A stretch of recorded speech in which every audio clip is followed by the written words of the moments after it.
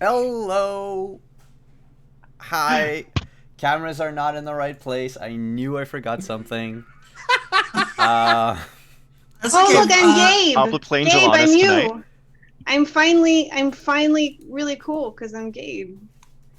No, you're just really good at faking it. Sorry to tell you. But Oh, wait, Wow. that's all I do no. anyway. Wait, no. Wow. Oh, maybe we are the same person. I just want to be cool, not pretend. Then you need to be There we Tanya, go. not Gabe. I could be Tanya. Yeah. We could do like a mashup of Tanya and Eugenio, and then I could be cool, but with jazz hands all the time. Kelly, I gotta tell you that it puts the lie to your theory that I am cooler than you just a little bit, because I just noticed that I had forgotten to put up my virtual background and I had an wasn't gonna say absolute anything. panic attack. I wasn't gonna say anything. Okay. So it's like maybe he wants people to make weird videos of him green screening Sure him out of don't. things. no lie, I was curious to know when you would realize it. so the Freaky Friday episode is done. Okay. Welcome, just- everyone. I'm Simon at Wandering DM. Welcome to tonight's episode of Dragon Age. I'm going to keep fiddling with the cameras in a bit, but I would just like to, before we begin, thank our sponsors for tonight's finale, beginning with Magent Press, makers of 5th edition D&D supplements. Check them out at store.magentpress.com.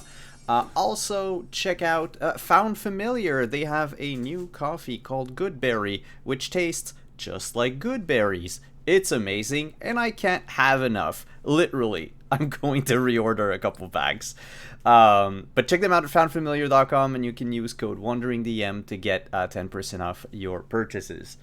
Next is, of course, Roll20, the virtual tabletop that we use here for all of our shows on D&D Beyond, on Wandering DM, and of course, our partners, Level Up Dice. Be sure to check them out. I will be talking about them in greater details at the end of the show. That said, let's go around the table, introduce our cast for this evening. As I keep fiddling with the cameras, we'll begin with the person on my left on the overlay, and that is our Ferelden warrior, Andrew. Hi, how are you? I'm not sure if I'm on your left in the overlay though. Like technically, I'm on your right. Oh my god, just answer. No, Yeah. it's on the left. Okay. From the viewer well, perspective, it's on the left. It's all about the viewer perspective. Okay. Viewer, fine. I'll concede. So, hi, I'm Andrew. I'm playing Bastion, our Ferelden warrior, and tend to be the strong, silent type. But yeah, that's what I do. Pretty much. Next up, right above Andrew on the overlay, is Verissa. Well, I should say Deirdre. Okay, hey all, you know me. I'm at George Online on Twitter, Prexworth4. You see me around on Twitch, and I get to play Verusa, a wonderful, sneaky stabby bitch who may actually get to shoot at something other than, you know, inanimate objects this week.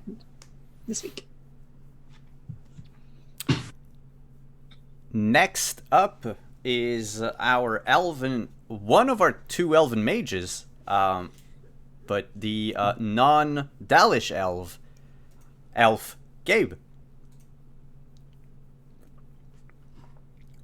Gabe? I'm Gabe. I'm playing the elven mage who is on his way resolving a magical illusion. Not just me, right? No. I think it makes Great. Gabe, you turned into Android Gabe? Was thrilling, if somewhat unclear. I have no idea what happened. Gabe Yeah, is now right. Menzigene. He's now a Mexican. Well then, He's gonna fix it and says keep going. yeah, we'll move on to our other elven mage, our Dalish elf this time, Eugenio. Hey everybody, I'm Eugenio. You might know me on Twitter as DM Jazzy Hands, and I am playing Zalanis, elven mage, keeper of a defunct clan that once had dreams of recreating said clan, but things have changed. We'll just have to see. And lastly, but certainly not the least, is our dwarven rogue, Kelly. Are you making a joke because I'm short? No. Oh, okay. I'm Kelly. I play Mavia, the resident bacon-obsessed elf. No, I'm a dwarf! Crap! I'm a dwarf. Oh no. Now you all know my secret. I'm just a polymorphed elf. Anyway, she loves bacon and apparently bouncing coins off NPCs' butts. And apparently has decided that Bastion and she are going to be friends. Bastion has agreed. It's Good not deal. Stated I clearly. mean, you didn't really have a choice, so True. it wasn't up to you. Just And, thought I'd go with the flow. All of these adventures, or should I say misadventures, would not be possible without a GM, and for that we have the magnificent Tanya. Hi, I'm Tanya. I don't know about the magnificent part, but I'll take it. I am your DM, Cypher Tier, and I run all of our NPCs, including said NPCs that maybe has bounced coins off their ass for our Inquisitor Fenris, Bull, etc. So, yes, that is me running the shenanigans. What would happen if I bounced a coin off Fenris's ass? Mavia would die. Oh. But It is it worth it? No. Oh. Impending doom. Worth it? Maybe not. Maybe? Anyway. Alright. I'm just being Oh, a yeah, nerd, that- so whatever. Simon, you thanked all of our sponsors. I should start the game. Sorry, my brain just kind of wandered away for a hot second. Like, how can I somehow incorporate this into the story? But it's too late now. Anyway, so when we last left, Athson had a very interesting conversation with Fenris. And they were going to go talk to Solus, I believe, or Aiden, I'm sorry, about the ritual that Asin wants to do that will either kill him or rid him of his demon. So there was a lot going on. Harold came back. That was the other big thing. Harold's back, and he brought some news of Fen Harel and a new add-on for Fenris's Destiny. So, players, other than what I've described, what else happened last episode before we get into the shenaniganry of our finale?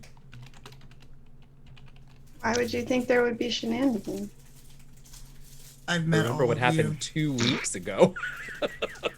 I'm like, A, I've met all of you, and B, Harold is back, and you all gave him merciless teasing about potential cold cut shenanigans. No, Kinda. Bastion brought him cold cuts. Yeah, I literally barged in with the cold cut platter.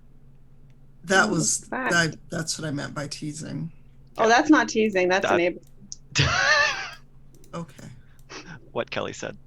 I think that counts as aiding and abetting. Possibly. Sure.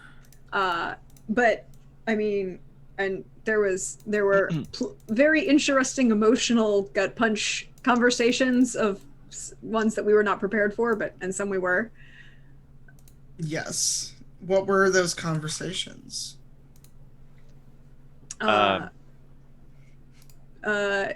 Verisa kind of disclosed some facts of life to Zalanis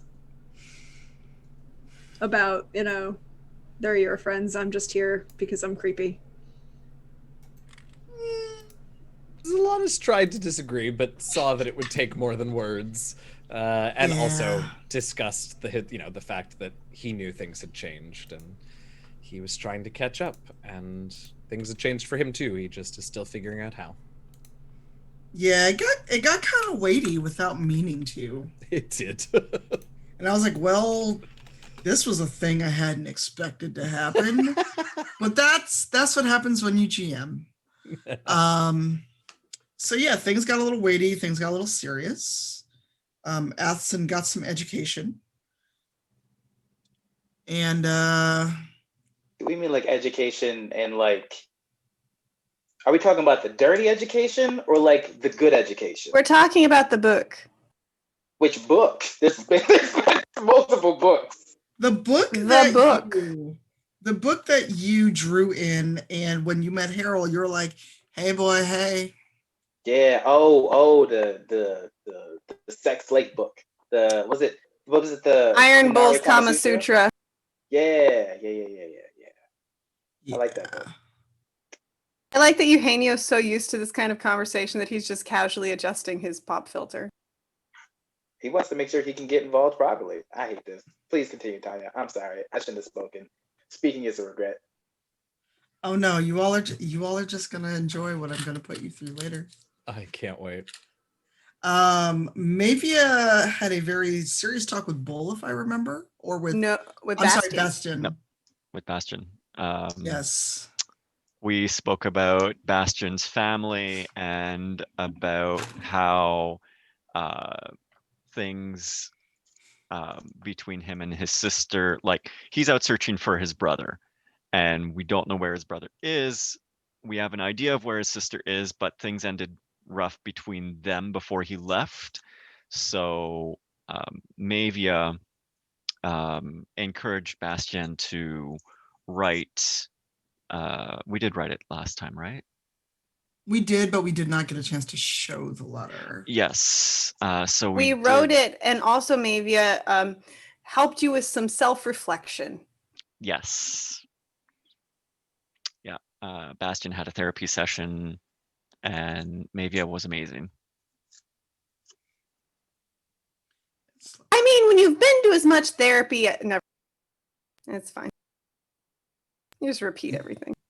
Let me stop messing with the maps because I'm like, I should wait, no, I shouldn't change that. All right, so it is I'm trying to remember. It was a new day, and the night before, Fenris had gone back to Harold, and they had done the whole "don't leave me," because Harold was gonna go hang out with everyone in the, I almost said the lounge, in the main hall, but then Fenris asked him to stay. And Harold, what did you do? Harold briefly went down to go grab food and drinks to go back to Fenris. He did stay a while in the main hall, speaking to a few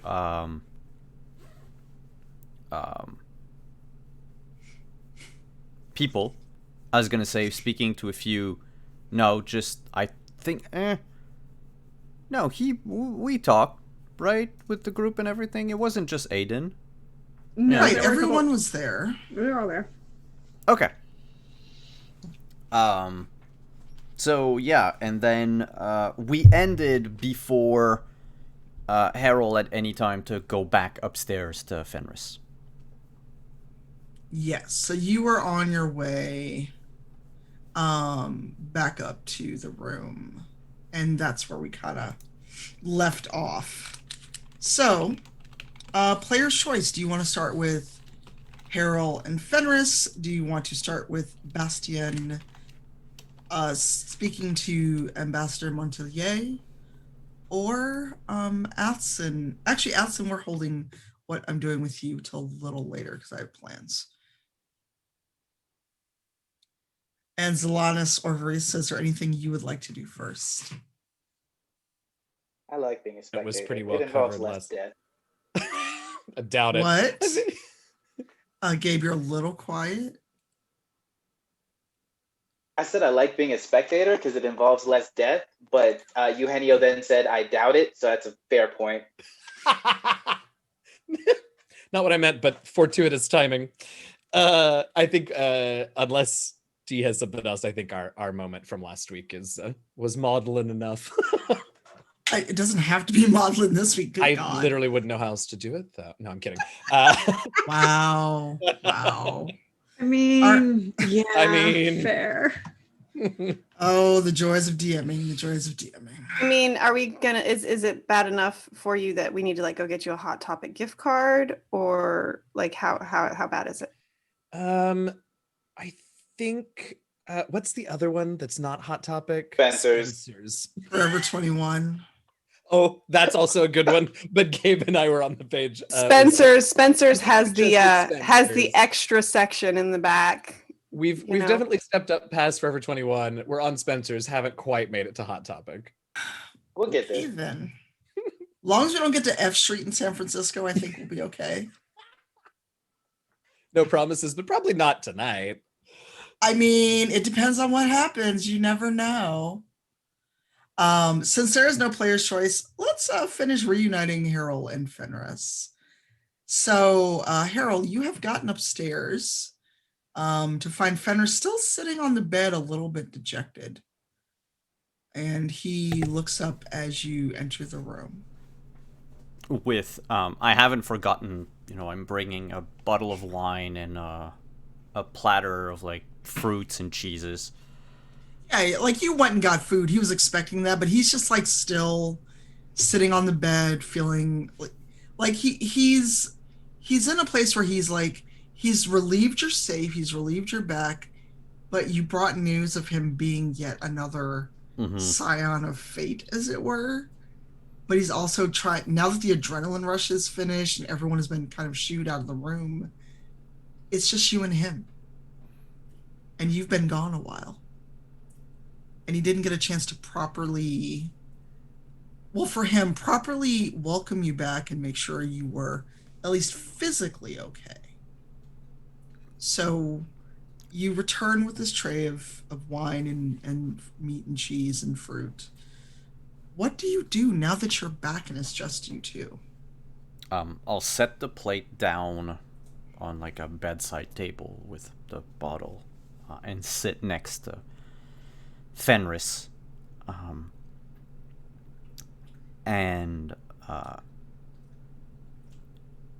I think without saying a word, Harold would just turn. I picture them sitting both on the edge of the bed, and Harold would just turn to hug Fenris and have his head rest on his shoulder, and not say anything for a while. A few minutes. Okay. Fenris is content for the moment to let you do that. But after a while of you not talking, he gets a little antsy, kind of like, what's wrong that you're not talking? And I thought really hard before I came back about if I should tell you or not.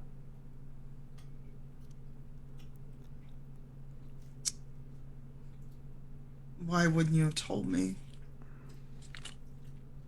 'Cause I know how much you hate that thing in your hand.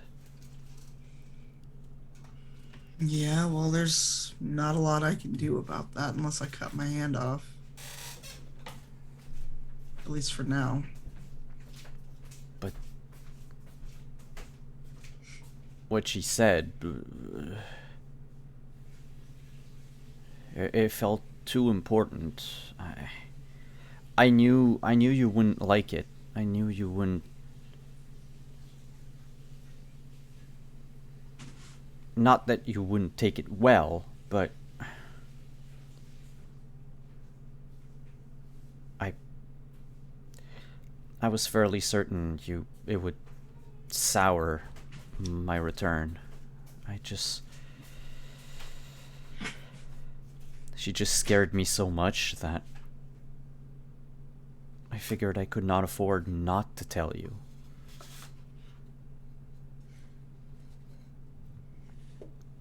Fenris reaches around and he puts an arm around your waist and pulls you a little closer. It's not your fault. You're not Mythal. You're not the one that put this burden on me. Why would that sour your return? Because I'm the one bringing the message. I'm the one souring your day. Or, you know, all of the days until this is over. Part of me felt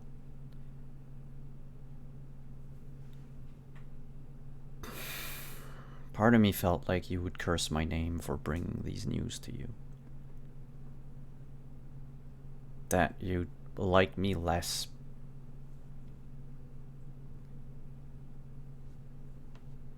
because of it. He huffs. And he's like, I wouldn't hate you because of this. I wouldn't think less of you. Why? I'm just glad you're back. I'm glad to be back.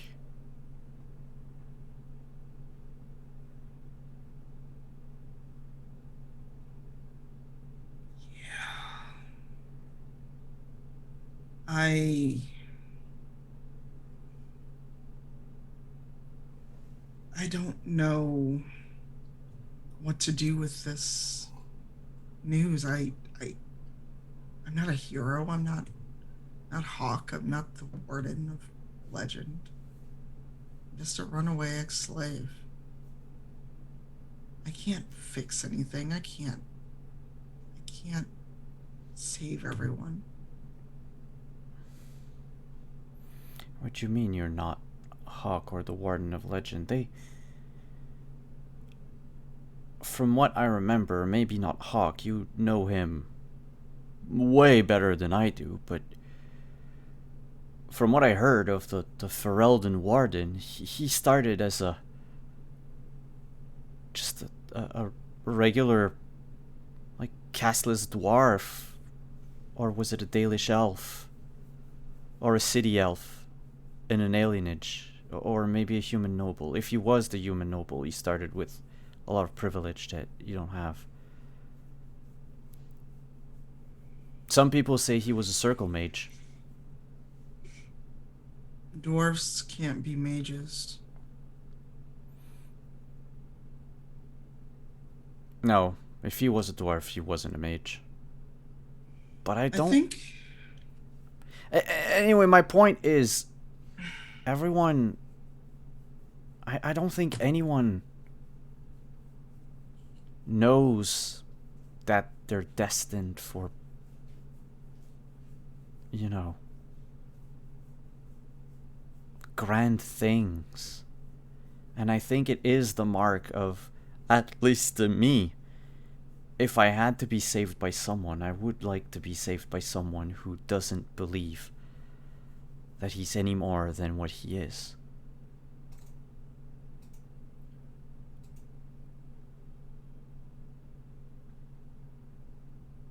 Yeah.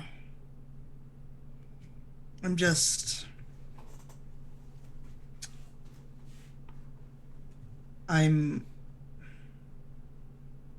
he's really struggling with this. He's really struggling with actually saying this out loud.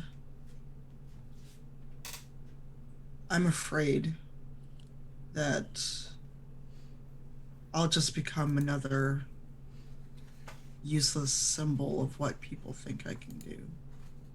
I didn't escape to Ventar. I didn't kill Daenerys or his apprentice just to become a symbol. That useless fucking statue of Hawk that's still in Kirkwall. That's not what I want. It's bad enough I'm burdened with this thing, and people treat me like another coming of Andraste or Shartan. I'm not. Just an elf. Yeah, but the way I see it, and it's Hawk didn't order that statue in Kirkwall. Unless he did. Did he? No. I didn't think he That was did. something. That was something the nobles did without it doesn't even look like him. And I'm fairly certain he hates it. Just like you hate being told that you're akin to the second coming of Andraste, but if that is what people need to believe in to keep going, while the sky is literally falling upon us, I say let them. I can't stop them. I don't get to be just a person anymore. I don't get to be just Fenris. I have to be Lord High Inquisitor this, Lord High Inquisitor that. You get to be Fenris with me. Well, that's why I should stay, so you could be. So I could show you that I missed you. I missed you too. And Fenris actually pulls you into his lap, like for a full hug, and rests his head on your shoulder, and he just holds you and he doesn't let go for a while. I'm going to keep holding on to him until he shows that he wants to let go. Like, I'm not going to be the one to break the hug first. You're there for a while, and you actually feel a bit of a wet patch on your shoulder when he does pull away. He made no noise, not a single shudder, anything. But he does brush off your shoulder. He's like, sorry about that. I guess I just needed that more than I realized. You have nothing to be sorry about. You know how it is. Learn how to cry silently. Never give them anything to use against you. Old habits still die hard. Yeah. Never show weakness. Never show that you care about anyone. Otherwise, they won't be with you long. But we're not into Winter anymore. I know, but you're one of the few people I can be myself with, and I was starting to worry I wasn't going to see you again.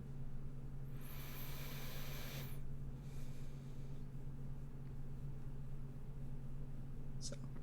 There would need to be a massive cataclysm to ensure that I don't find my way back to you. Bigger than the one in the sky? Well, the one in the sky is in the sky right now, and yet here I stand. In your bedchamber.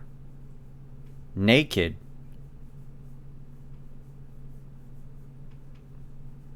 I'm trying not to ruin the moment, but I'm like, when did you get naked? Did you go downstairs naked? No. He's still dressed, but if Fenris, like, cocks an eyebrow or something, like, Harold would start, like, unbuttoning his shirt.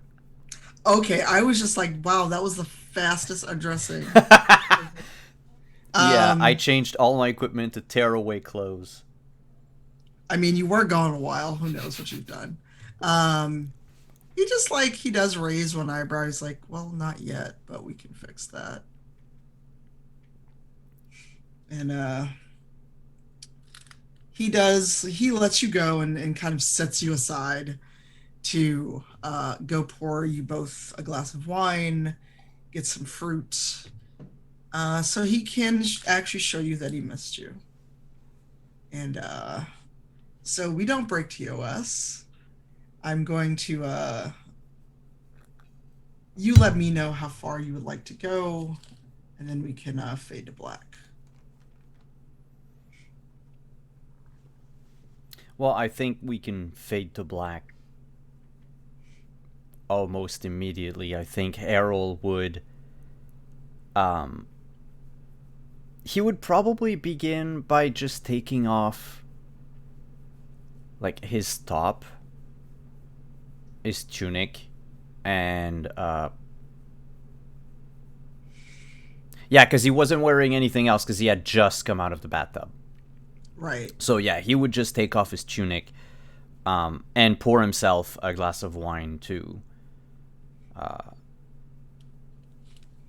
Okay. probably down it before going down on Fenris. I mean, that's up to you. I think Chugging wine and then giving head could be an interesting test of your gag reflex.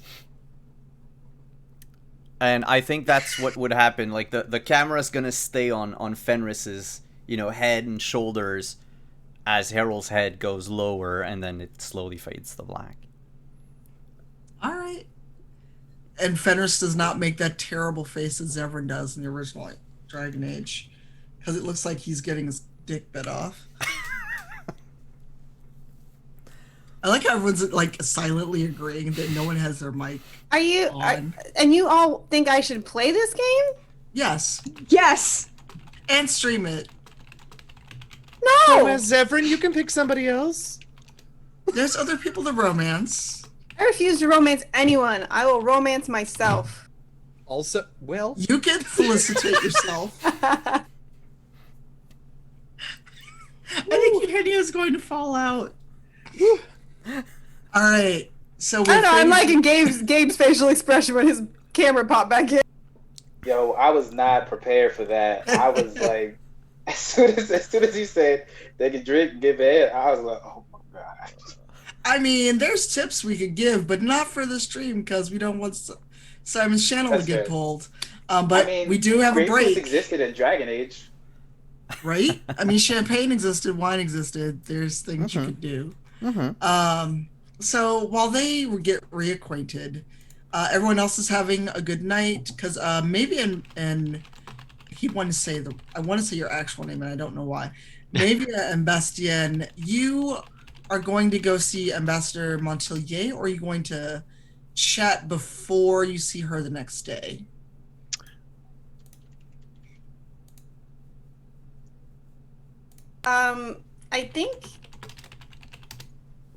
I think Andrew and I were gonna like sort of write the letter, and then we would go see. Okay, so Well, I wouldn't go see her because she still doesn't like me. So she threatened me with La Chancla. That's it. No. Oh my god, I don't know if La Chancla actually exists in Dragon Age. I mean, they've What? got sandals. Come on. They do have a sandal, yes. Where there is a sandal, there is someone who has taken it off to hit someone else in the head. I see you, Eugenio. I see you. Don't. Sorry. We're clearly full of silly today in between all the feels. That's fine. So, Mavia and Bastien, how are you writing this letter? And also, do you want me to use the letter you already wrote, or are you writing a new one? No, we're gonna use the one that was Mhm. written. Okay, Simon, if you could go to the letter that just says Bastien. I think the first thing Mavia would do, once they get settled, I assume they're probably in Bastion's room. They've got desks and everything in their rooms Yeah, and yeah. all that. Yeah. So the first thing she would do is make Bastion sit down and like write out a sentence for her in his handwriting. Okay. Which he would, of course, like, based on maybe his encouragement, not command, would pick up the quill and, I mean, his mother made sure he was educated, so he knows how to write and all that jazz. So he would just pick up the quill and write out to his sister, like, dear Beatricia, and then I'm sorry. Davia just starts shaking her head. She's like, no, no, no. Your handwriting. Get off the chair. Shoo, go, go, go, go. Bastian is gonna get up and let her scoot into the chair. She will do the traditional thing that small children do to hop into a chair with her butt first. And then she will gesture for him to push the chair forward because his legs are a lot longer. Which, of course, he obliges. I mean, slightly picks it up because she's not that heavy, and just moves it Thank you. smoothly. All right. So she already has gotten from you your family's names and everything. Yeah.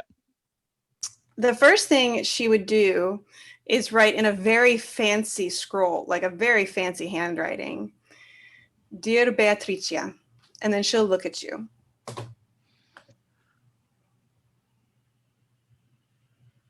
What am I supposed to say next? Why am I pronouncing your sister's name Italian? Italy is not a country in this world.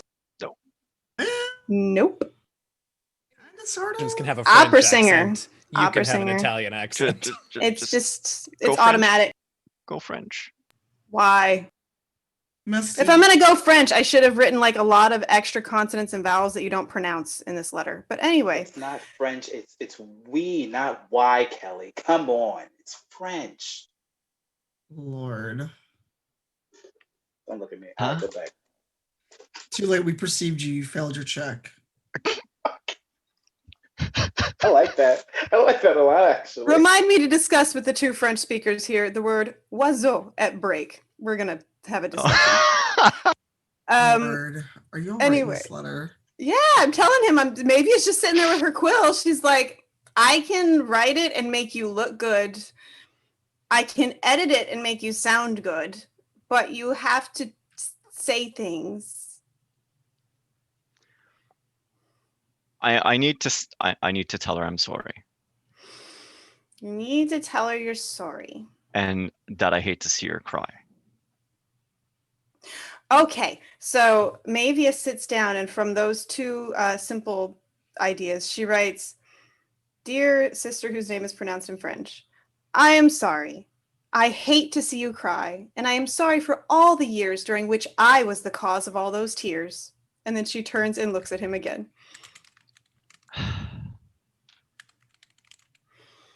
I mean, we're all that's left for my brother. If he doesn't have us, he doesn't have anything else. Okay. We are all Allerton has left. We are all we have left. I do not want our silence to continue. I do not want our last words to have been traded in hatred.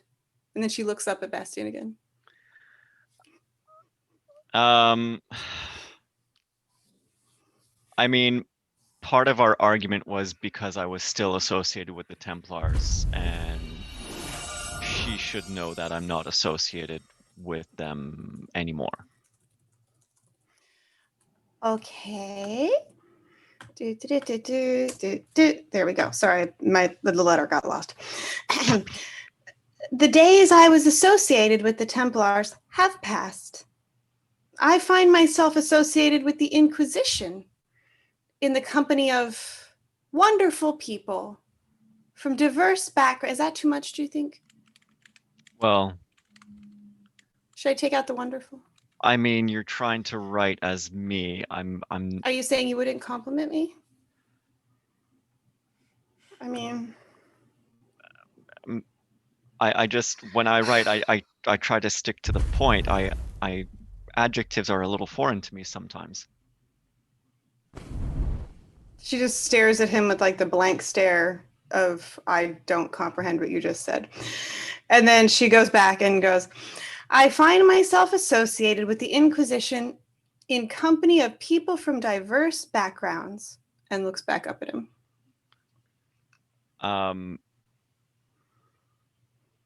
So I think she needs to know that I'm still looking for our brother, and given that I'm associated with people here in the Inquisition, I'm making inquiries so that I can get him home safe. Okay. She kind of sits down and ponders for a second and then puts the quill to the paper. I still hunt for Alardan, sorry. I will not hide that. My motives, however, are not what they were. I seek him out to protect him, to keep him safe, and to bring him home. How's that? I think that about sums up my thoughts. Sign it. So he'll grab or take the quill and flourish a signature on the bottom. Did you used to practice that when you were a kid? That's very practiced. It's very pretty.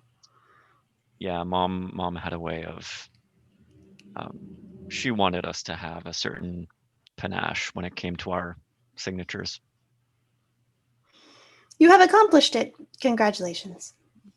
Thank you. And she would wait, she would take I'm assuming there would be the absorbent powder there to swish over the letter real quick and let it sit.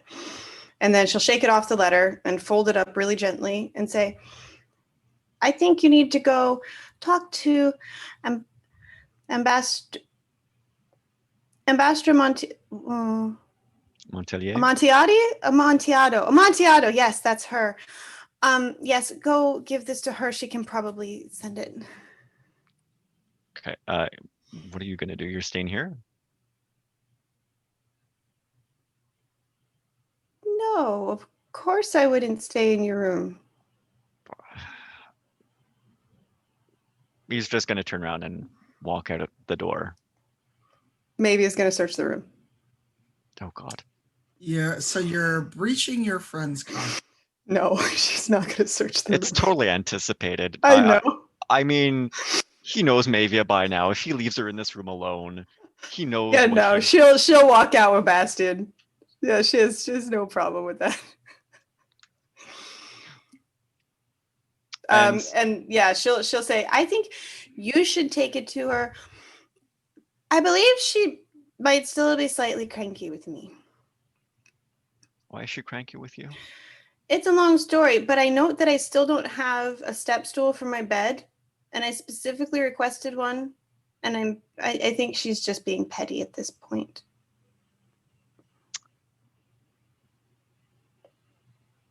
I'm going to go to the dining hall. I'll meet you there in a few minutes. Okay. And she goes trotting off for food. I don't even know what time of day it is, but she's going to go find some food. And he's going to turn around and head over to Ambassador Montelier to her office. Okay. So she's there as usual, scribbling away on her desk. Are you knocking or just walking in? Knocking. She looks up. Come. Ambassador, I wrote a letter that I would like to have delivered to my sister. Might help with her accepting to journey here.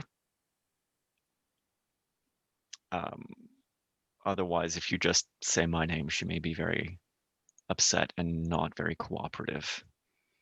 Fair enough. So Bastion will hand her the letter.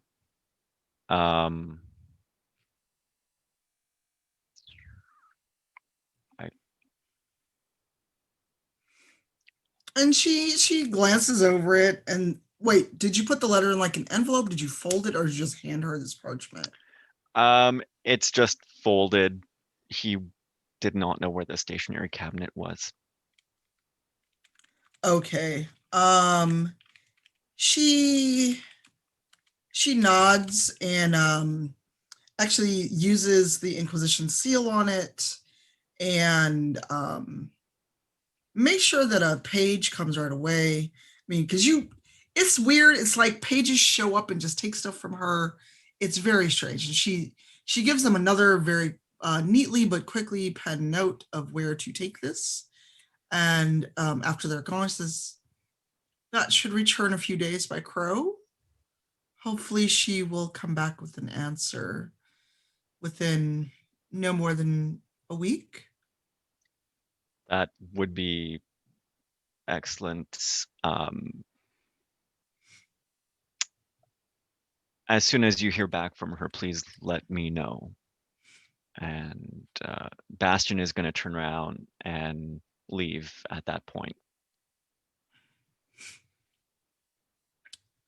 Is there anything else you need? I thought you were also seeking your brother.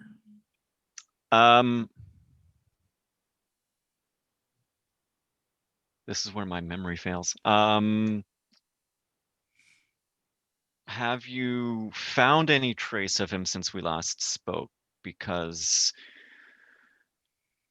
last time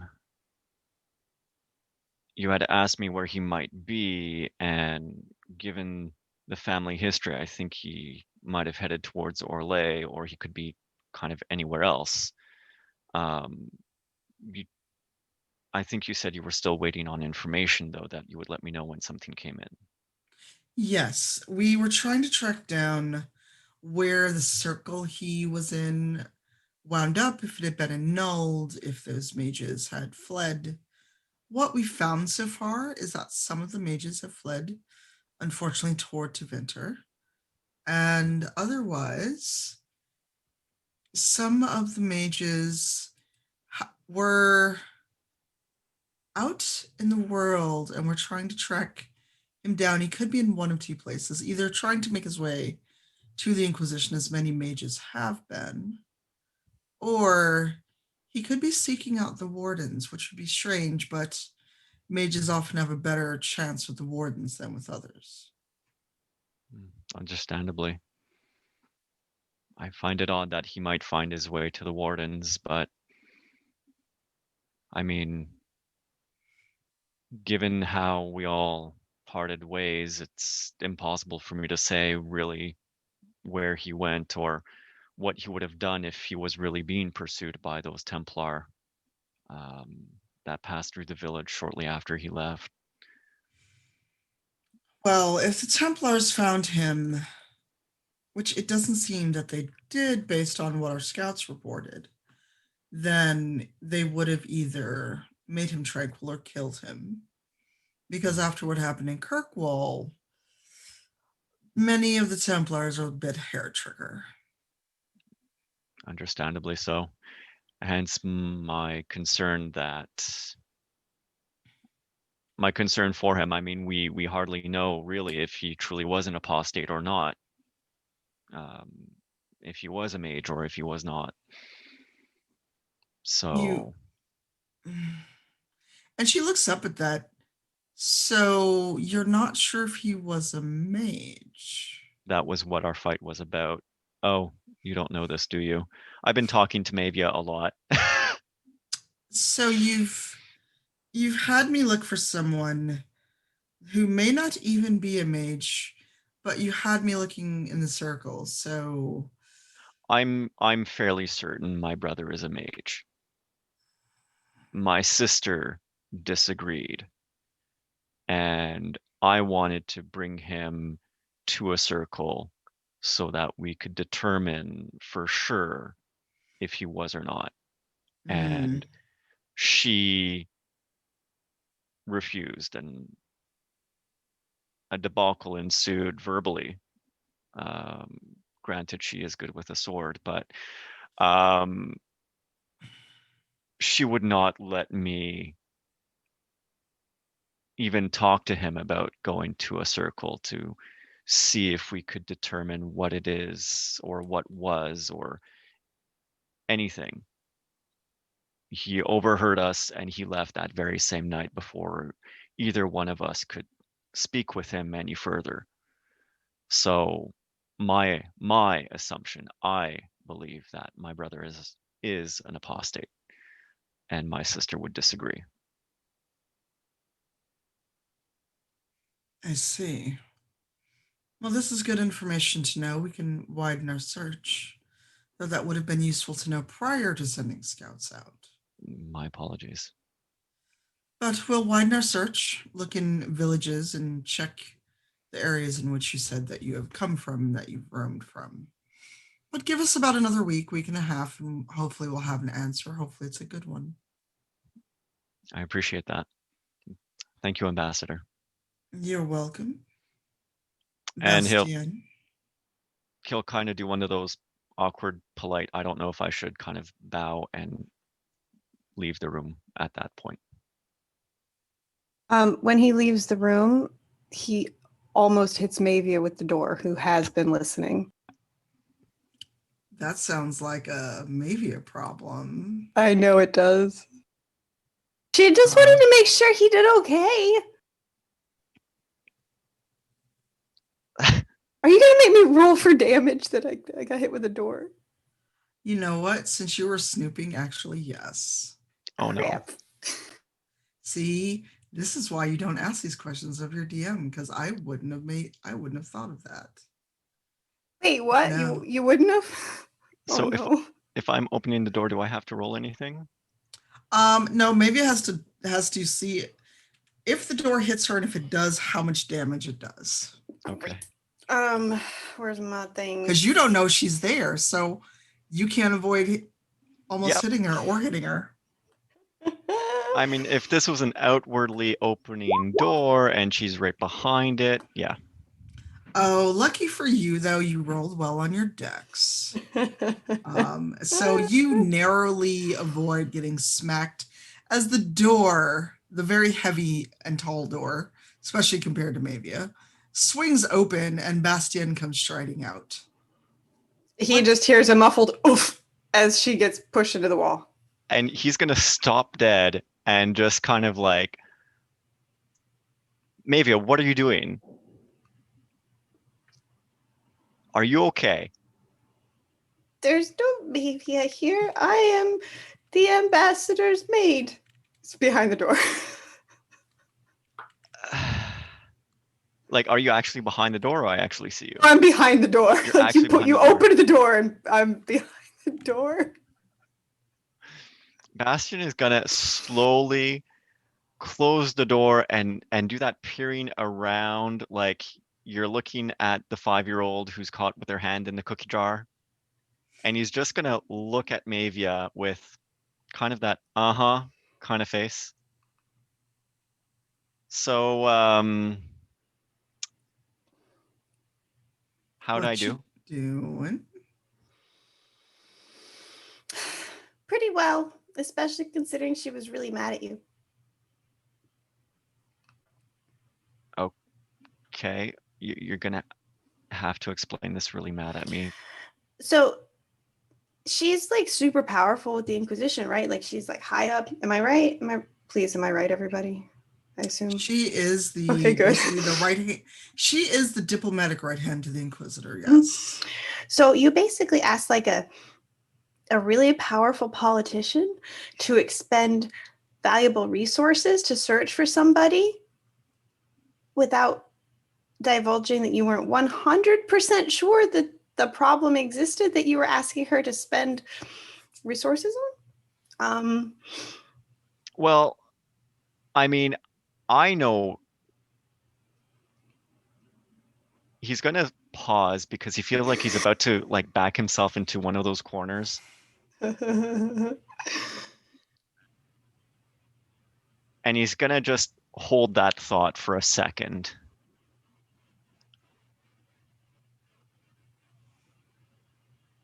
Why don't we go get some food? I believe you're trying to distract me. With bacon. Lucky for you, it's very distractible. And she just starts walking down the hallway. Oh my god. And he will So- follow. So they have mission accomplished. And before we take a break, I want to see what Zelanis and Verissa are up to. And then Athson, we will get to you and Aiden, especially after the break. Well, I think after everyone else is kind of drifted away to kind of write letters or share information as was necessary. Verisa would have wanted to make sure that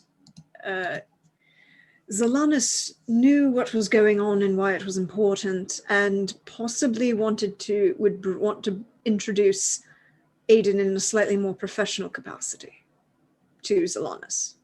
Oh, all right then. Aiden, where are you in all this? Aiden remained in the main hall with the books he had borrowed from Solus. Just casually flipping through the pages, making it seem not too obvious that he's eavesdropping on just about any conversation in the main hall. Okay. There's not a lot going on. Dorian and Hawk are actually kind of sitting off at one of the tables talking about mage things. Of course, no one's seen Fenris and Harold because it is still evening. So, Verisa, how are you going to give a proper introduction to Zalanis for Aiden?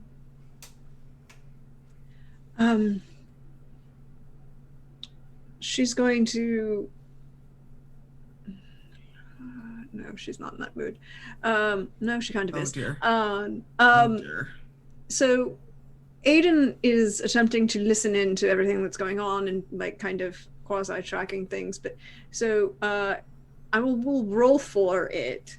But she was going to pull a Verisa and just kind of slide up literally behind him and like over his shoulder. Okay. Because she is still going to be her and was like, I don't want to draw too much attention. Also, it's what she does. Oof, all right. 21. Oh, you are Ghost. No one knows you're there. No one has seen you. You are she who walks as one with the night.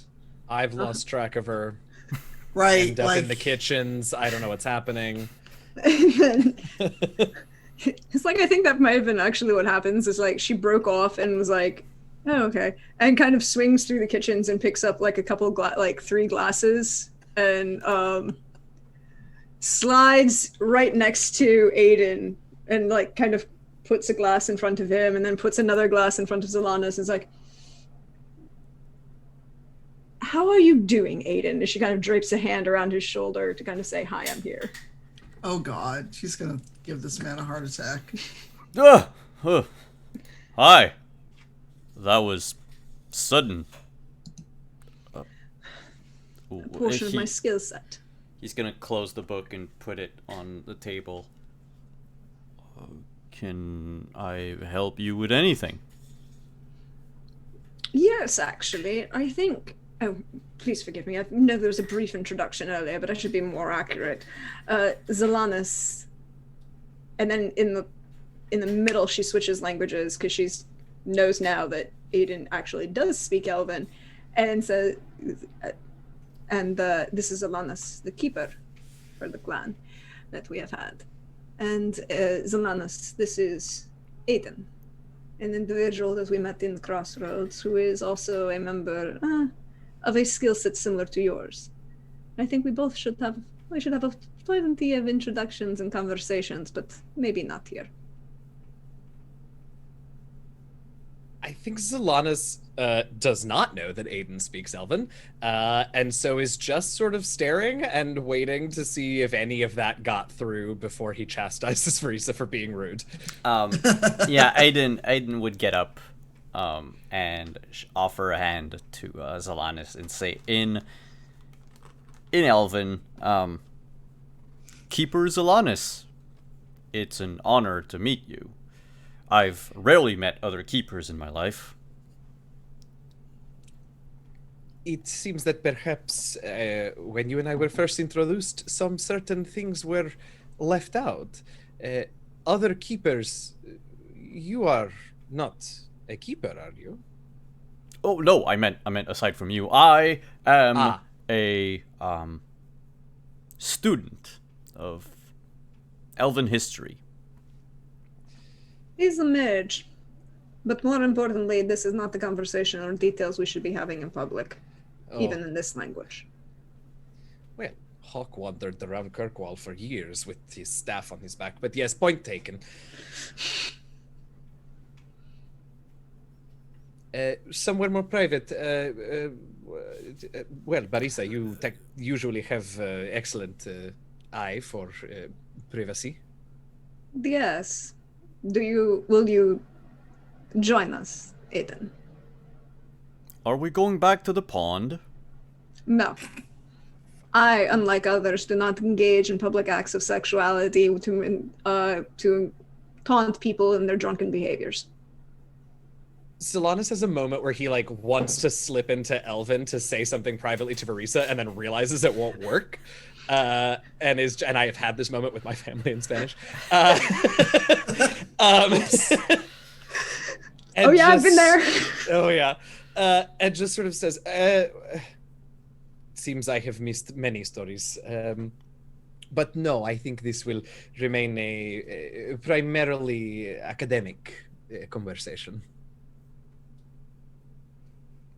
Oh, yeah, well, I wasn't thinking of getting...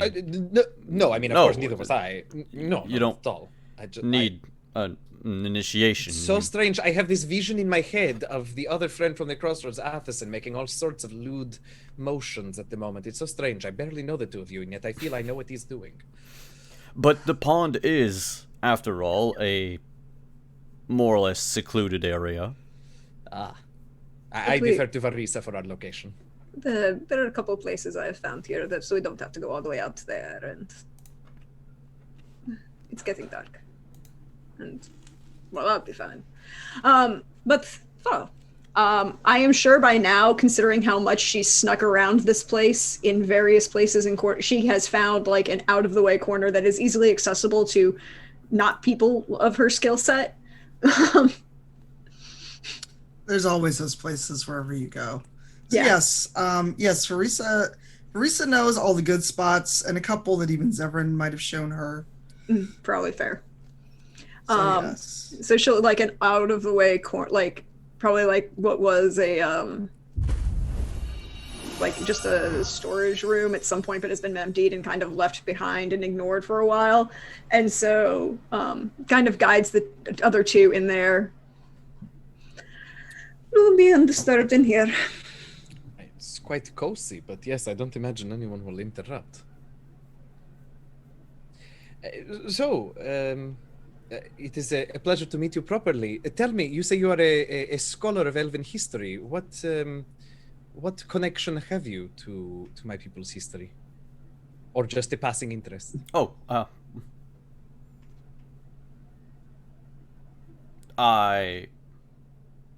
it doesn't show much, but and he points to his ears and his beard.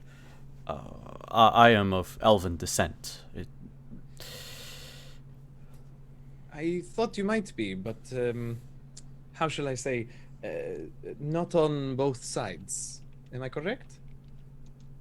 One of my parent was. I'm what some call half Elven. Well, that's all right. Well, I see now your interest, and I make no assumptions, but I wish to apologize if any of my people have ever dismissed you because of your parentage. You do not have to apologize. If anything, I got through life easier because I do not look like an elf.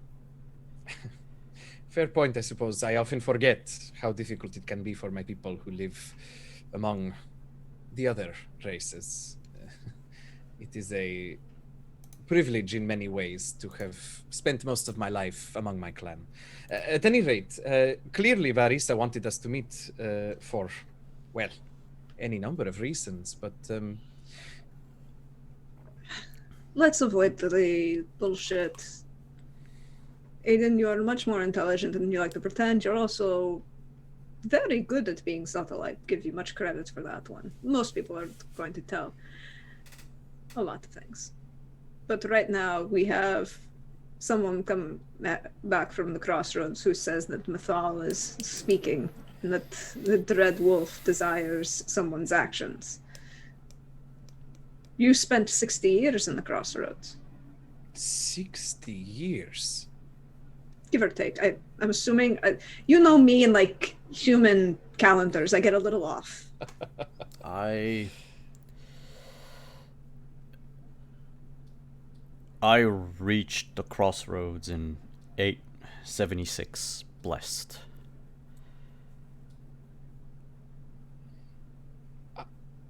I am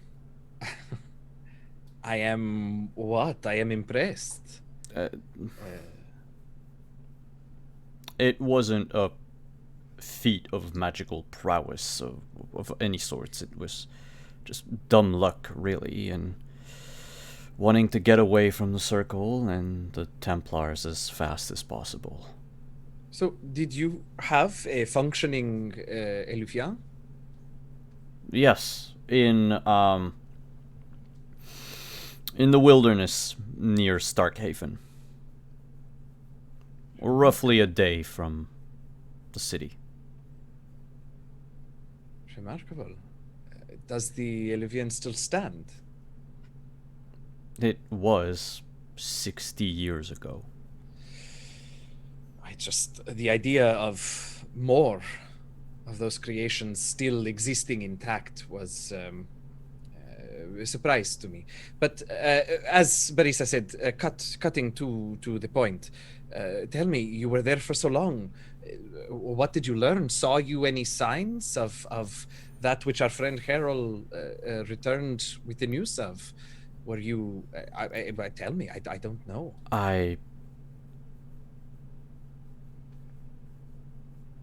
did not see the crossroads as I had read how the elves would see it.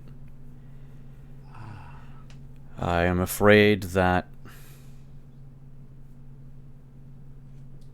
I was harshly reminded that I do not stand with the elves. I see. You will forgive my indelicacy asking about that.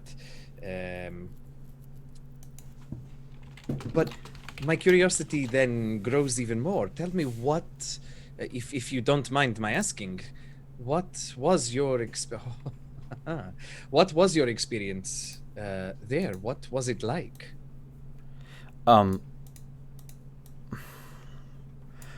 Do you remember the feats of war that the elves, the ones that will eventually become the Dalish elves, in centuries past, the merging of magic and swordplay? Yes, of course. I was taught its secrets by long-dead elven spirits with whom I spent much of my time. Incredible.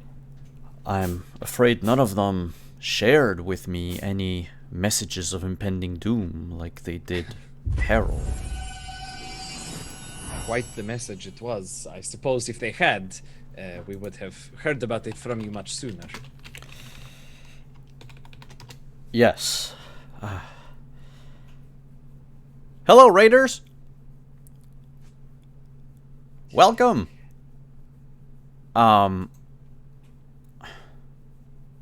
What did this Harold learn? Well, he returned to say that he had been contacted in some way during his time in the Crossroads by Mythal. And that Mythal had a message that the Dread Wolf was... Barisa, you'll remember his exact wording better than I, but essentially was returning was. No, not the Dreadwolf. That Fenris was the champion of the Dreadwolf, and that yes. the Forgotten were The Forgotten returning. Ones. Yes, the Forgotten Ones. Which I'm slightly more concerned about. I mean, to be fair, I wouldn't necessarily mind if the Dreadwolf returned.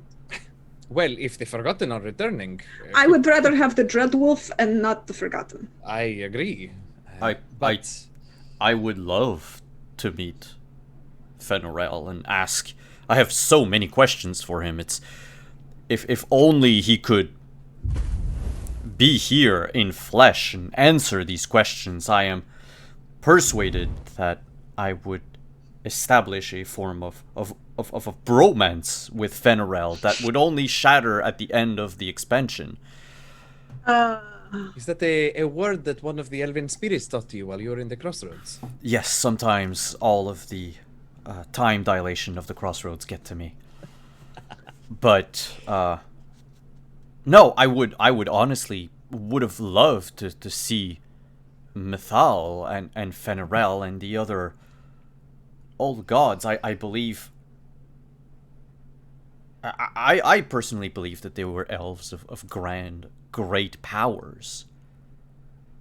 That they were mages like you or I, or Athsen.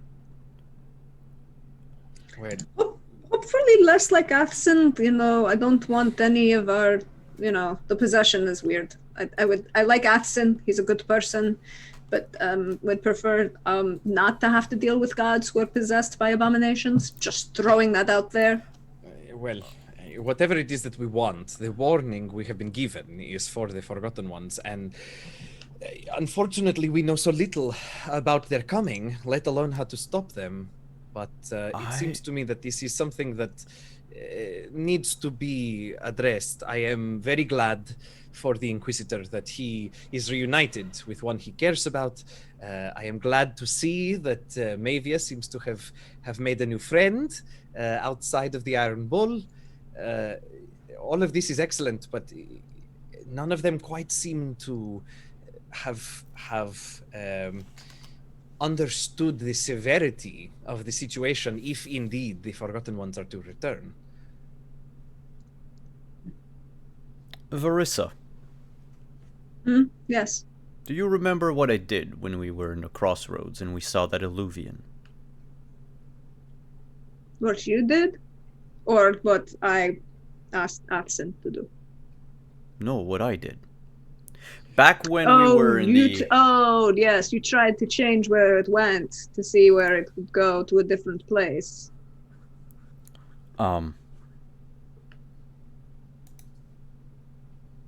Zalanis, I figured out a way to reach the Forbidden City.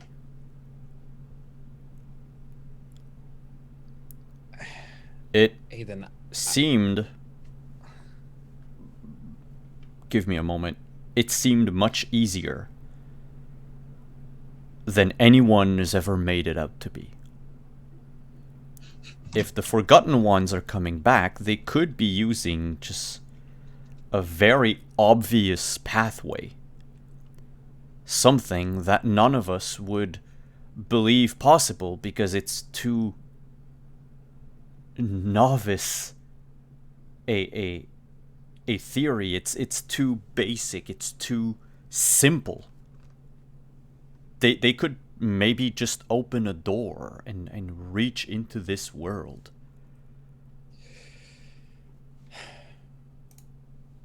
I suppose you may be right.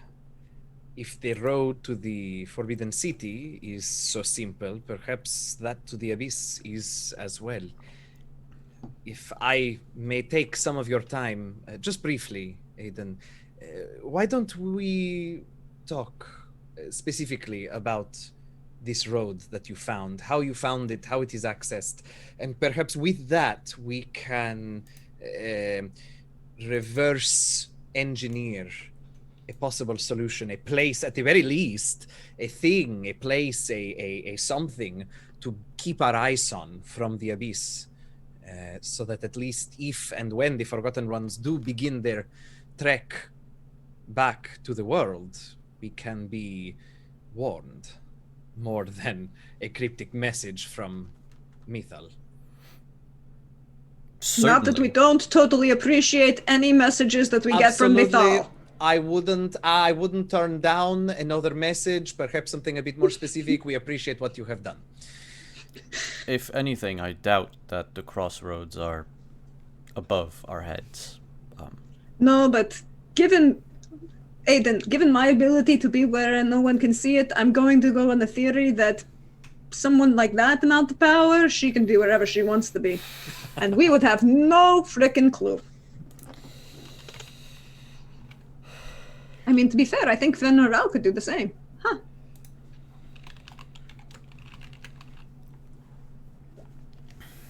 You're right. And, please.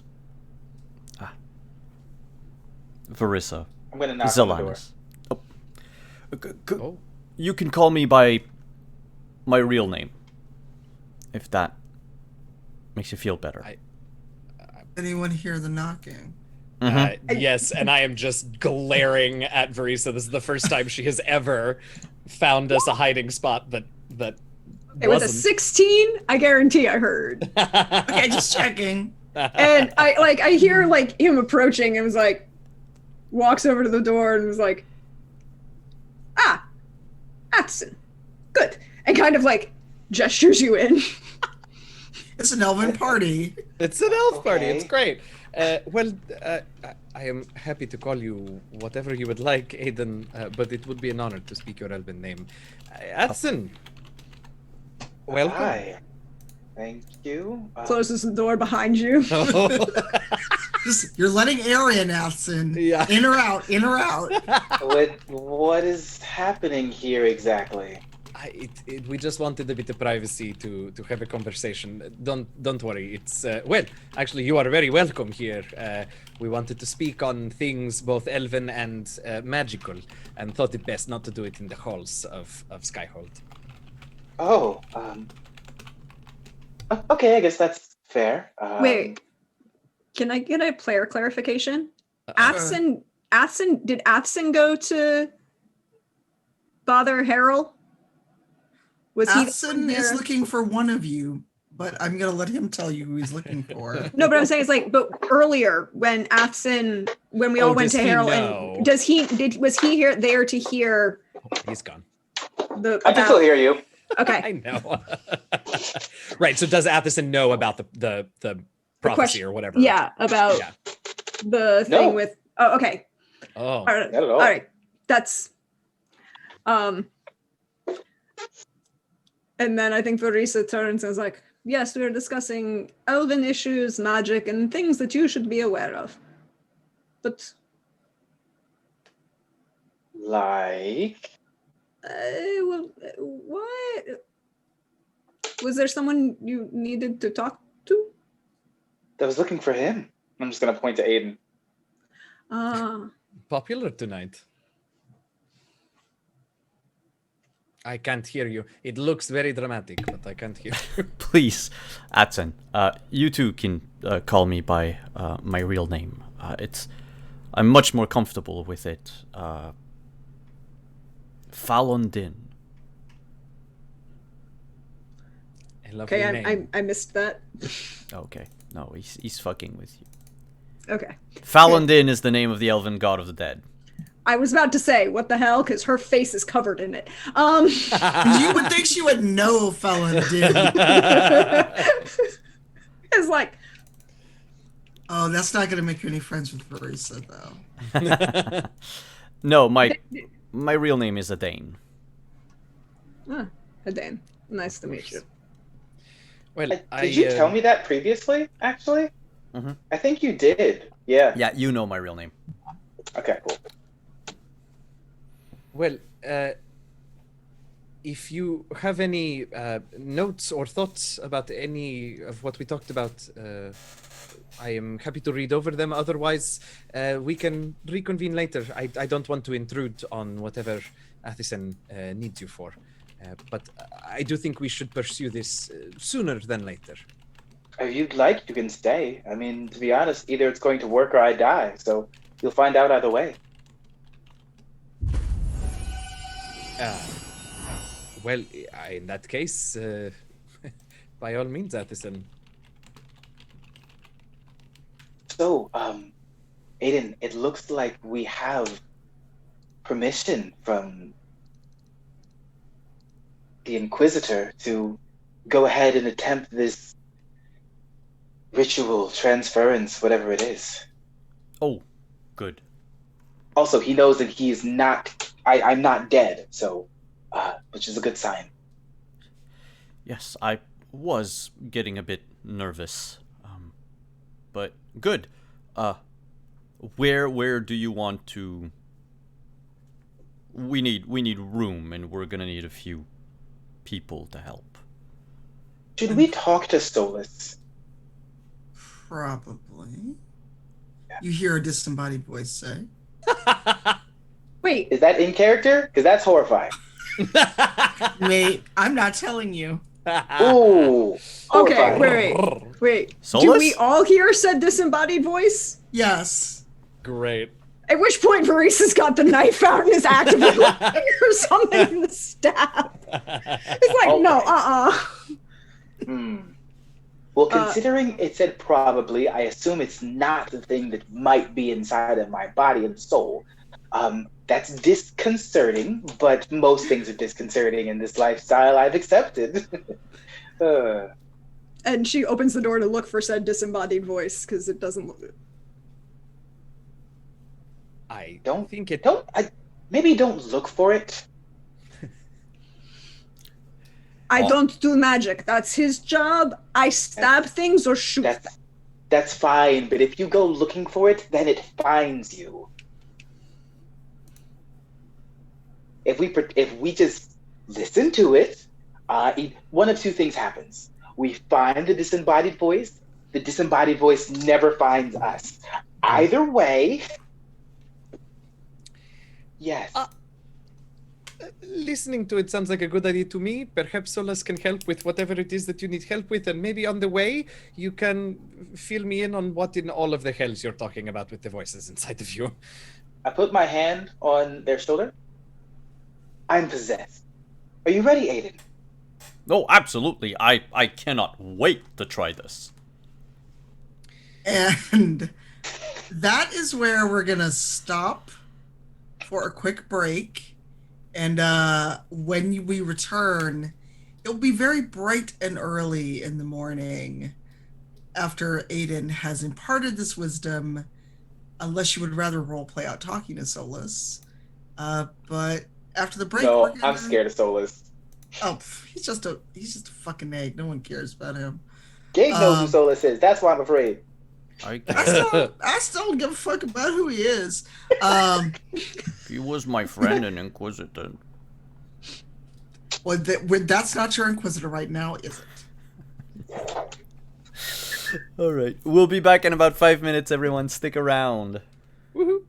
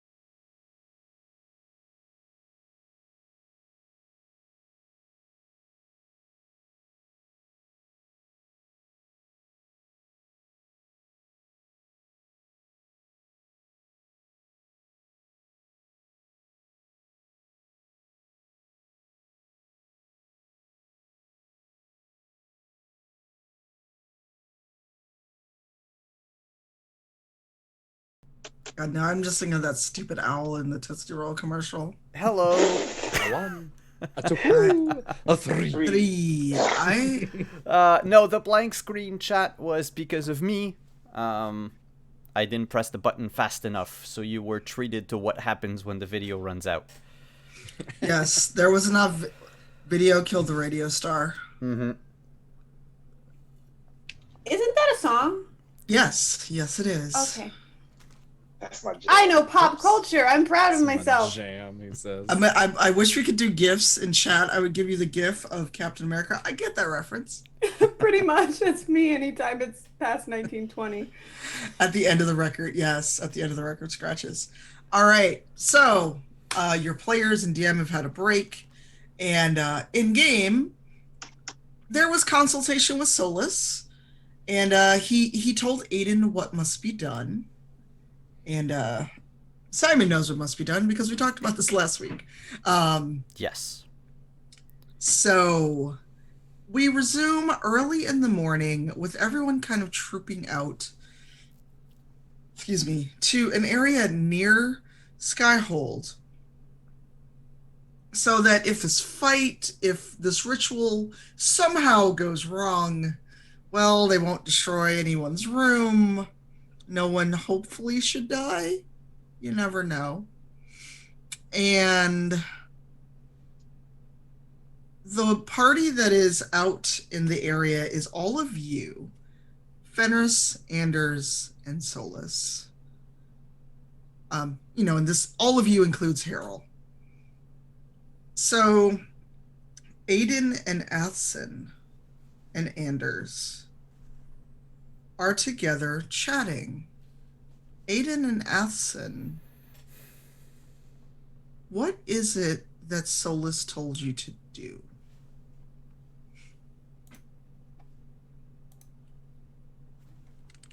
Oh, I'm not muted. We're going to have... So we'll need to make...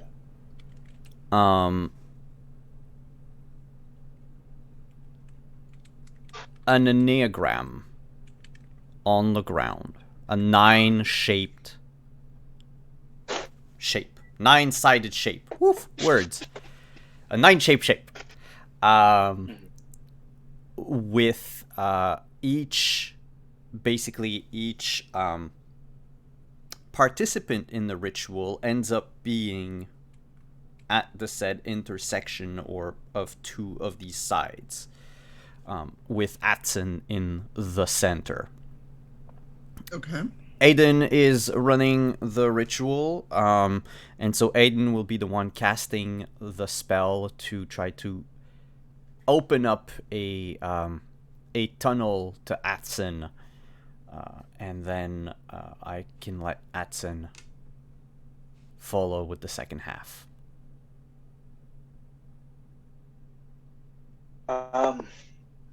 So we talked about. I like the design of the schematic, because then if we're going to have to pull whatever is inside of me out, while also opening a gateway to pull something else in, it's probably going to be that when we're pulling another spirit into our world, it's going to enter that the 9 pace.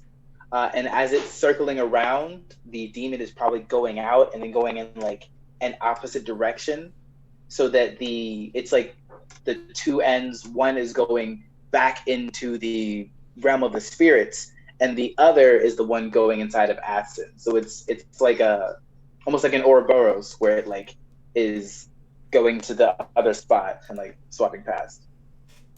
Okay. And then hoping that connection stays the whole way through, because if that breaks, that's probably what would be the issue. And Anders, is there. He's cleaned up. He's got decent robes now. He doesn't look like a prisoner anymore. And the gauntlet that he was wearing when you last saw him is gone. And he actually has a bow. I read what Deidre wrote in the chat. He has a staff on his back. And Does it have a knob on the end? Yes. Yay! But this is a serious moment. And he kind of shakes his hands out, and his domain is creation. And so what he is going to do is try to make sure that Athson and Aiden live through this ritual. Or should anything bad happen, help kill whatever comes through, because he is a powerful mage. You know, Grey Warden, all of that. He is, you know, slightly out of character in the game. He's actually like a dire threat if you run across him. So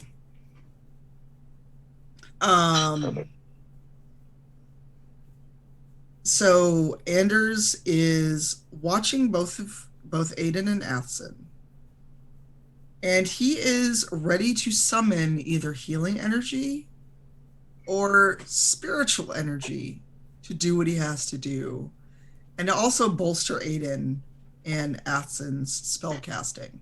So he's there kind of as a support mage until something jumps off. Sure.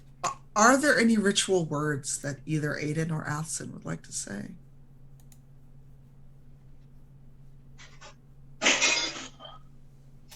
That noise is what happens in Aiden's head. Yeah. It's probably something of like elves of young and elves of old, elves of bravery, elves of bold. I call upon you here this day to give my heart a place to stay, to take away this thing inside. This thing has gone, this thing has tried, this thing has taken what I want. So give me a new-born font.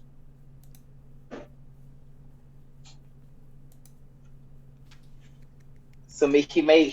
I think he's trying to find almost like an elven, like maybe ancestral spirit, and that's what he's trying to channel. So he's like saying it, almost as if hoping one will hear it.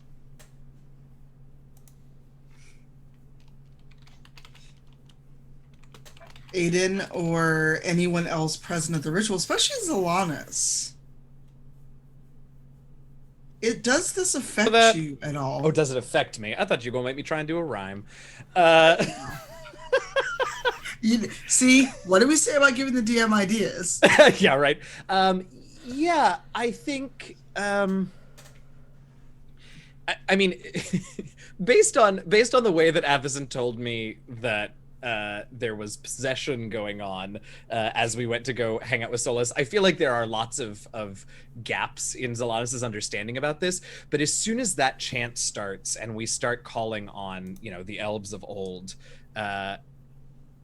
I think Zalanis is both really excited to watch what is clearly old and powerful magic, and also very, very wary, because we're already talking, we've already run into the Forgotten Ones coming back and stuff of the old gods are being a problem, and now we're, talking about some of the original magics of the old elves, and so it's very exciting, but I think he is very much on his guard.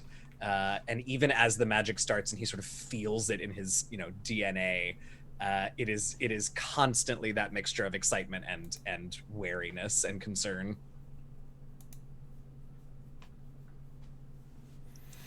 And for all of this going on, Fenris actually is near Athson. He's kind of like between Athson and Anders. And he's vigilant, but he's actually doing something that may seem odd to some of you. He actually takes his sword and puts it tipped down into the ground and is kneeling, and Harold probably would hear it. He is actually beseeching the creators for help, which is strange because he's not a Dalish elf.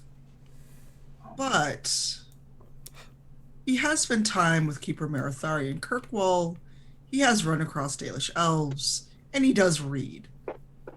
So he's kind of like, oh, this is old. This is really old. And he can feel it in his brands and the mark in his hand. And he's also kind of getting combat ready in the way a Templar would. So, should anything go wrong, there might be a smite on the way. That's it. Put me down. So, this incantation has been spoken by Alson. Anders is basically acting as a conduit to bolster the ritual. Carol and Verisa, Bastian, and Mavia, what are you doing?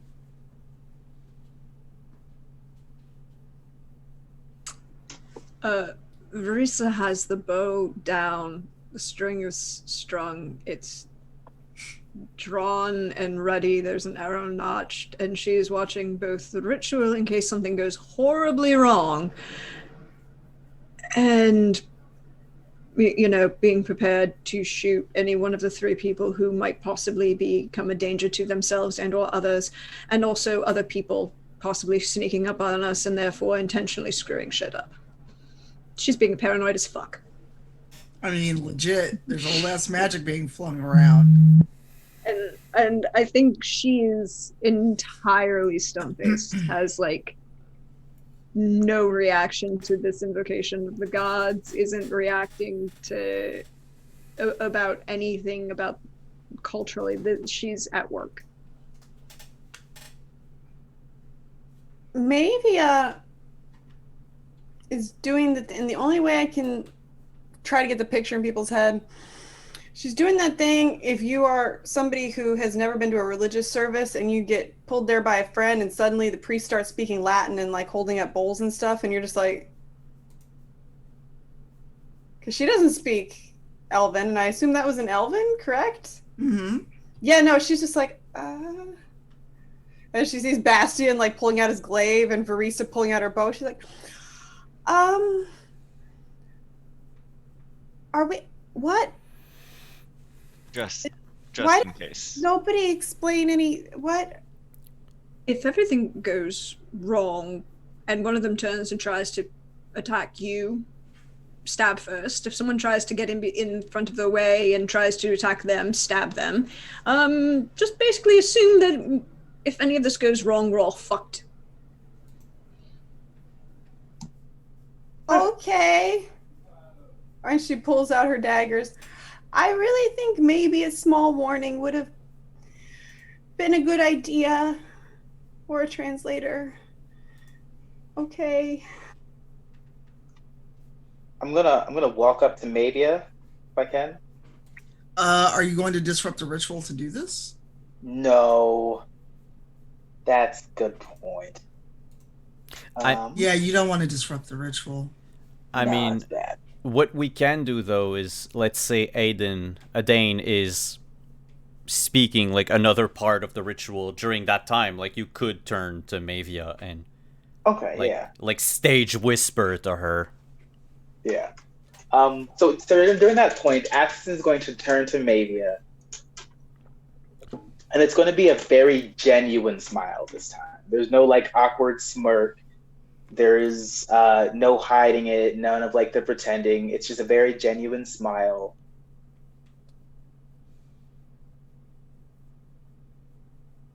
Is that good? Are you happy?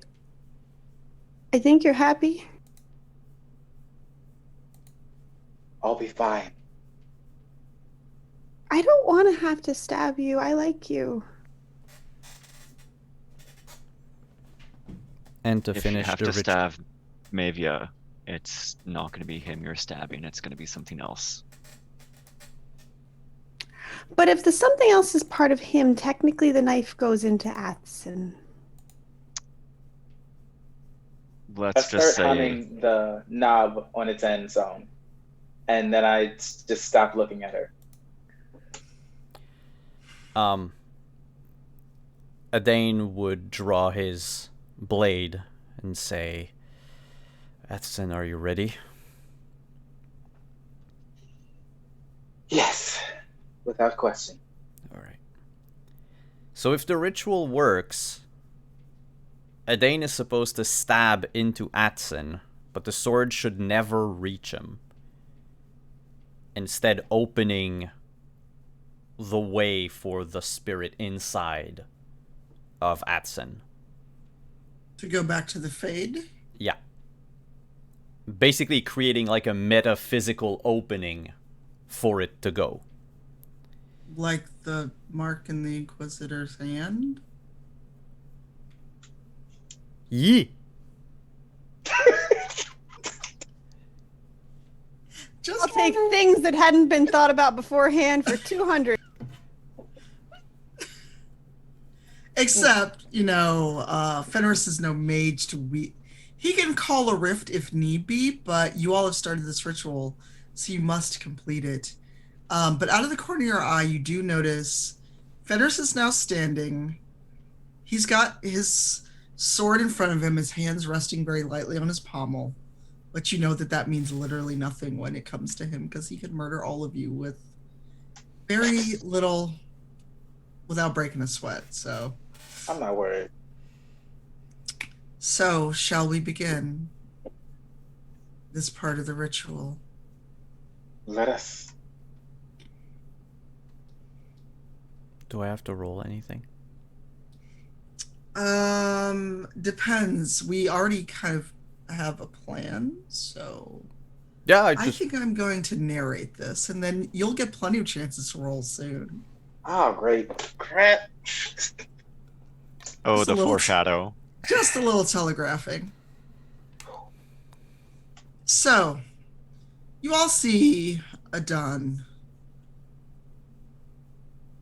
raise his hand with his dagger, and he goes to swing toward Atson.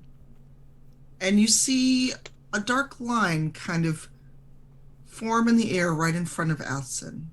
So, as expected, the ritual does work that way. However, the demon, the spirit, whatever it is that Atson is keeping, is drawn out and through this widening black portal. Ideally, it should have gone through the portal. However, it goes straight through and right into Aiden.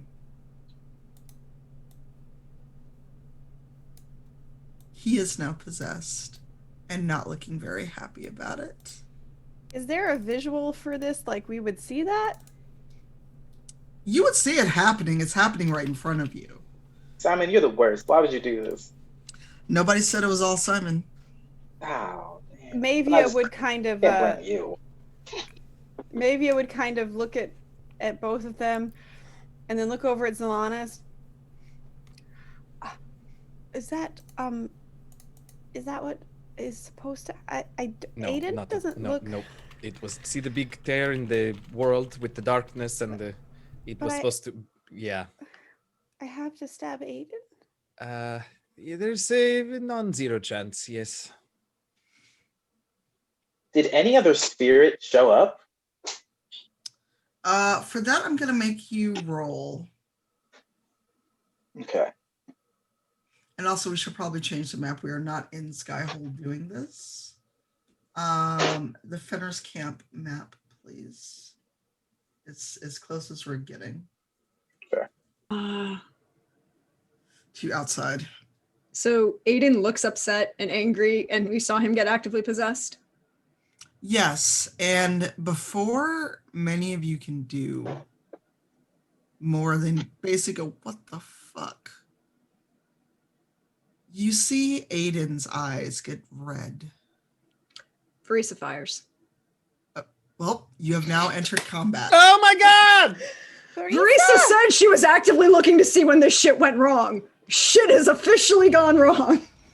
Would I still be able to have looked for the spirit in that moment before? Absolutely. Okay. Do I get to roll? Yes. Hold on. I'm trying to remember how combat works because we have not done combat in a very long time. Major actions, minor actions, and I get to do fun things. Yes. So you started initiative. You go first. We normally don't roll initiative in this game, but I am going to ask everyone to roll a D8 to give me an initiative order, and then I'm going to write it down. Okay. So this is separate from the shot I called, right? Correct. So you are going to be first since you started it. But I am going to write down an initiative order instead of I go first. No, I go first. Yep. Um, Well, I rolled a 6 anyways, which is the highest initiative.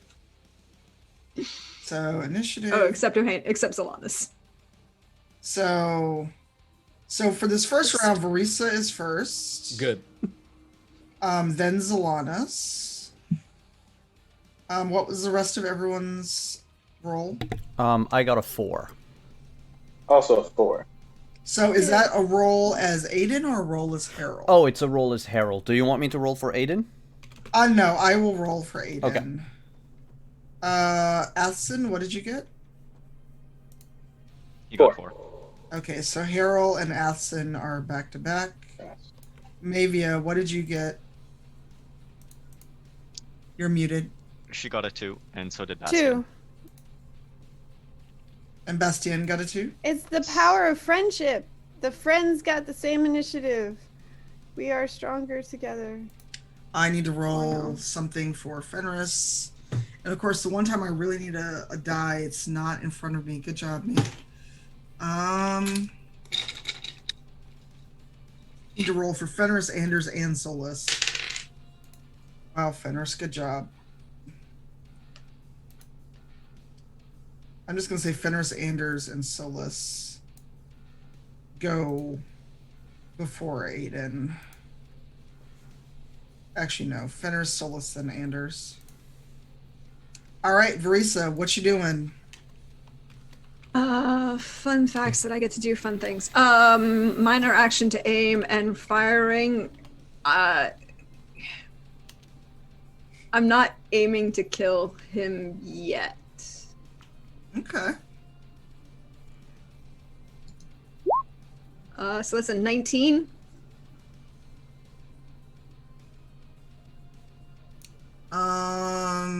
Yes, that would hit him. Cool. I also get a free action to reload, so 8 damage, and she's reloading and ready. But she's aiming to shoot him in the shoulder to Okay. Disable. Yeah, disable. Alright, so I am taking 8 away. Alright, Zalanis, you're up next. Oh, I'm not muted. Yeah, seeing in that instant Verisa obviously taking a shot to disable and not to kill, I think Zalanis is sort of also thinking along the same lines, and will twirl his staff and point it towards Adane and cast weakness at him. Oh, what does that do? Well, let's do this first.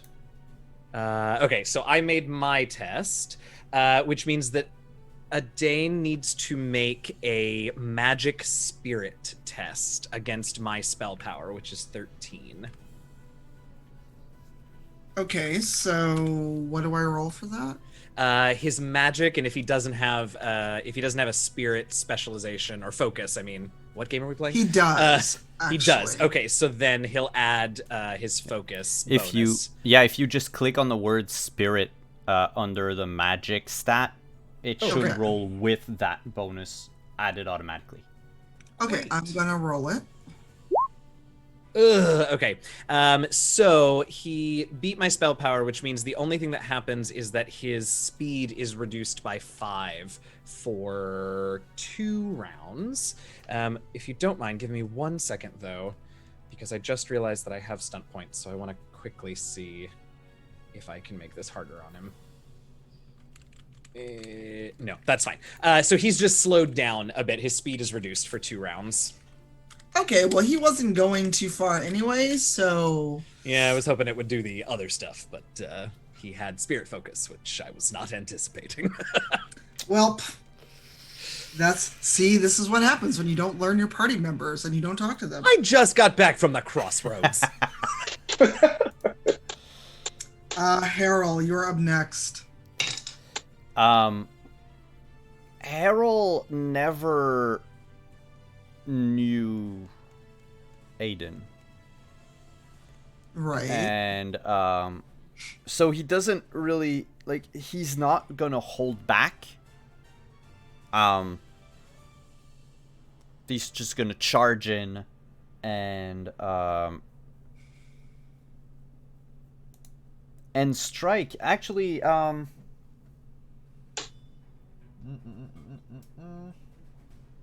Oh. yeah, he's gonna strike at Aiden. All right. Just downright come in, draw his blade at the same time as he rushes into the circle, and slash Aiden. Slash at All right. Aiden. Go for it. So that's here, I believe. That would be a 21. Oh, that absolutely hits him. And He's way over his defense. no, I have no stun points. So that's going to be 13 damage. Okay. All right. So, Athson, it's you. It's all you. Aiden is definitely within 10 yards, correct? Oh yeah. Okay. I'm going to use a spell. I'm going to use entropy to essentially try to suck life energy out of them, hoping that the magic damage itself will be targeting the spirit more than him, but I'm not trying to kill him. If it affects him, trying to make him unconscious, essentially. Okay. So, Remember, he is possessed, so that is a factor in this. yeah, that's fine. I accept it.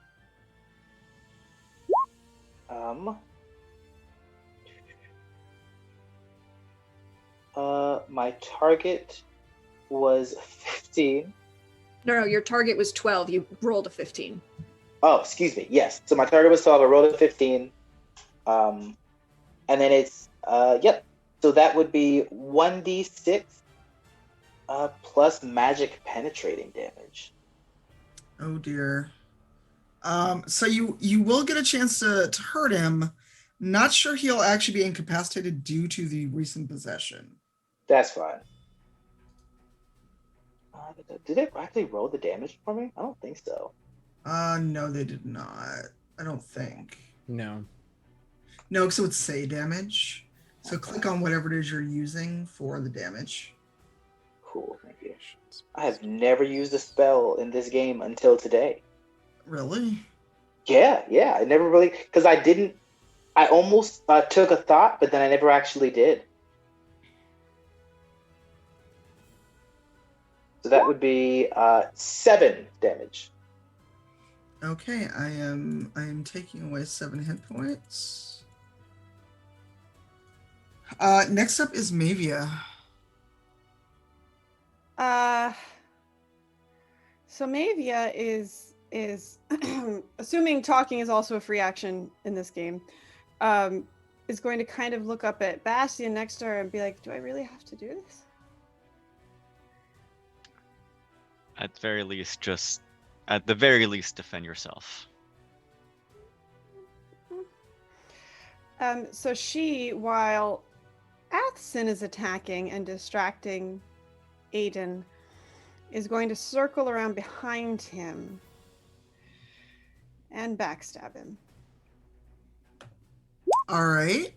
No, she won't, because Kelly's rolls are absolute shit on all things ever. Well, it's not that bad, but you did not beat his defense, so Yeah, no, but there's it didn't add her stats for some reason. Yeah. Yeah, it should have her dex. me I check. know what happens. If you look into backstab.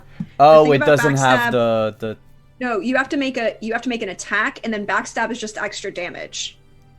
so you actually attack. Okay, so first I'll do the attack. Yeah. 16. Okay, so you do have an attack bonus. That barely gets through his defense and armor. Which means I do the damage for the regular dagger and then the backstab? Exactly. Yes. Yes. 6, and then if you want to keep the other backstab, or do you want me to re-roll it? I'll keep it. So 17 damage.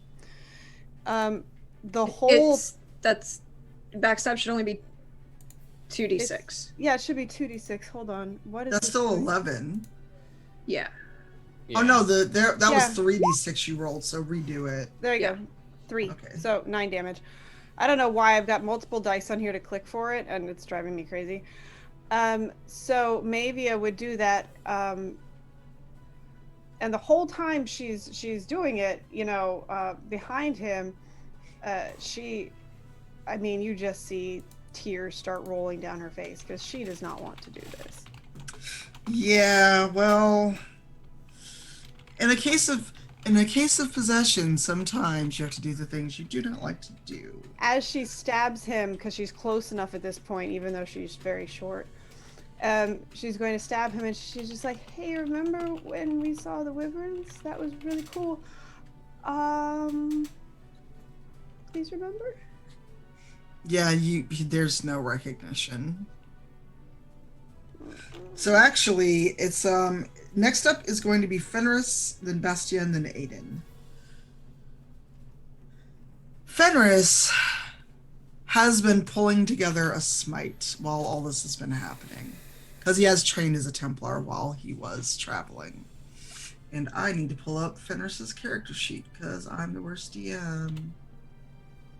I don't need the Iron Bull though. Alright, powers. I did not put smite on his character sheet. Good job, me. But he does have combat tempo. So he's also got ridiculous health. So he is going to do a cleave, because I did not actually add Templar skills, so that was my fault. So he's going to do a mighty blow against Aiden.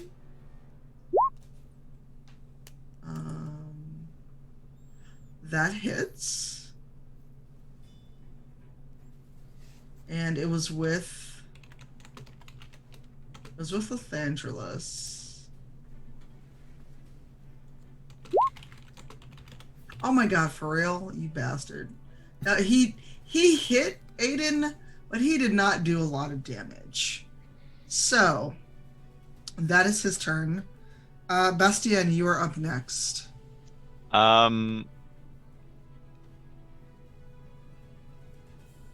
So, seeing a demon, or at least, knowing what's kind of going on, Bastien is going to use an action to, hold on, where am I?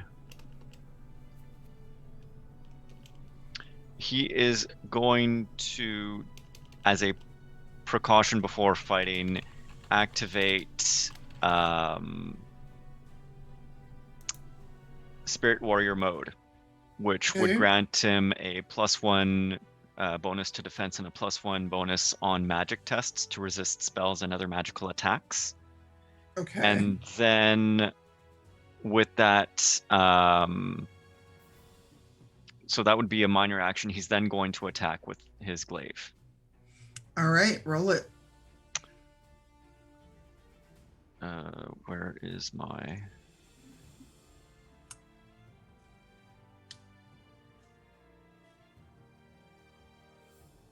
Here we go. So that would be a 19 to attack with 6 stunt points. You absolutely hit Aiden. Okay, do I roll the damage now? Yes. You hit him with your glaive, so roll.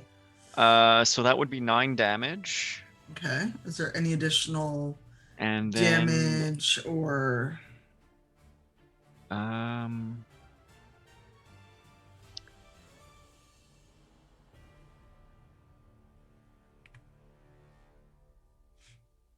if Are you I was using gonna your use stunt those, points? yeah, if I was gonna use those, You can make a lightning attack, which means you make a second attack. yeah, I'm looking at that exactly. I will make a second attack with my glaive with those stun points. All right. Go for it. So, that's a 20. Oh, yeah, you hit him. 10 damage. Jesus. Do Yeah, I you hit him. chain in those 3 stun points, or it's really, I mean, I can just keep going if I keep rolling doubles. Hold on. I need to look. Was that a minor or major action? That would, so my minor action was the activation of my ability. My major action was my attack, and I Okay. used the stunt points to do the second attack. So I've already used stun points once this round. I'm willing to forego any further action at this point. If I'm going to take DM advantage and say you don't get another one. okay, cool. That's 2 attacks that hit Yeah. back to back. And I would like combat to last more than 1 round. And you can only perform a stunt, the same stunt once. Yeah. So okay. you've got 3 points, so your only option will be the same stunt you literally just did. So now it's Aiden's turn. He is not happy, and the demon inside is really unhappy because it was having a cool time hanging out with Asin, and now you kicked it out of its nice warm home. And into some dude where it's like, who are you? Why am I here? So who's closest to Aiden? There's me or Mavia or... Well, Bastien. Bastien has a pole arm, though, doesn't he? Yeah, Yeah, he would not be that close because of how far back you'd have to go to swing it. So it's Mavia or Harold. Or Fenris or Anders. Or Solus. Fenris or... Yeah. Well, was Anders close? He's there. He's... Like, depending on if Aiden wants to do a spell or a melee attack, Fenris and Harold and Mavia would be in range. And he's going to actually take a swipe at the Good Inquisitor. So let me roll for Aiden. It's going to be rough rolling against Fenris, though, because he's got really high armor and defense. So he is going to actually...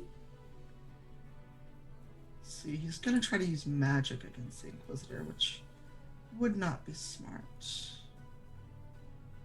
Where is your magic, sir? Okay, this is a dumb question.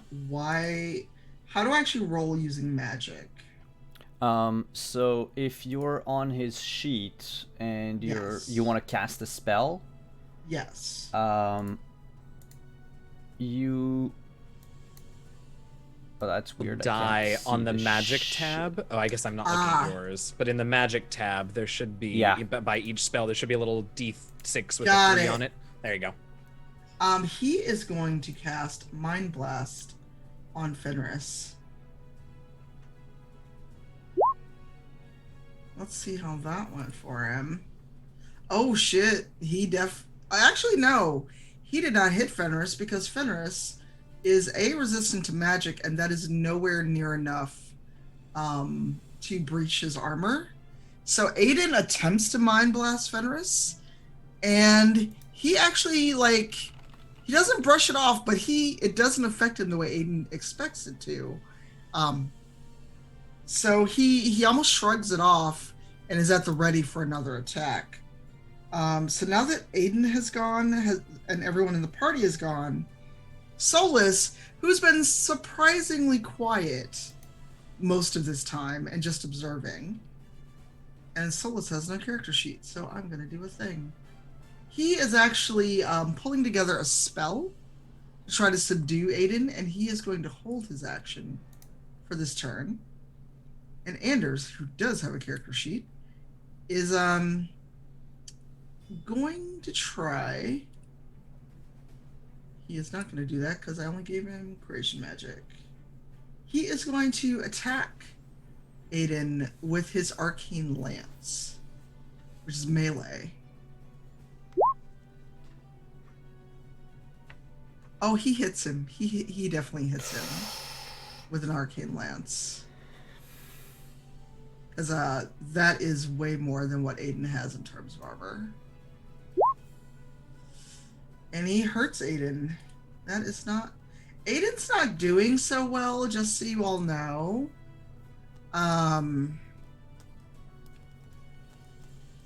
He's not doing too good.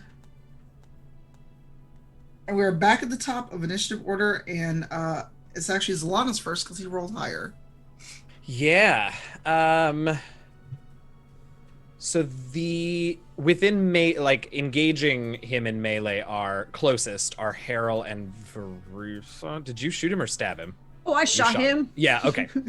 I stabbed and him. Mavia. I'm Mavia right stabbed behind him. him. Yeah. Right. Dagger stabbed him, so I'm like right behind him. Right.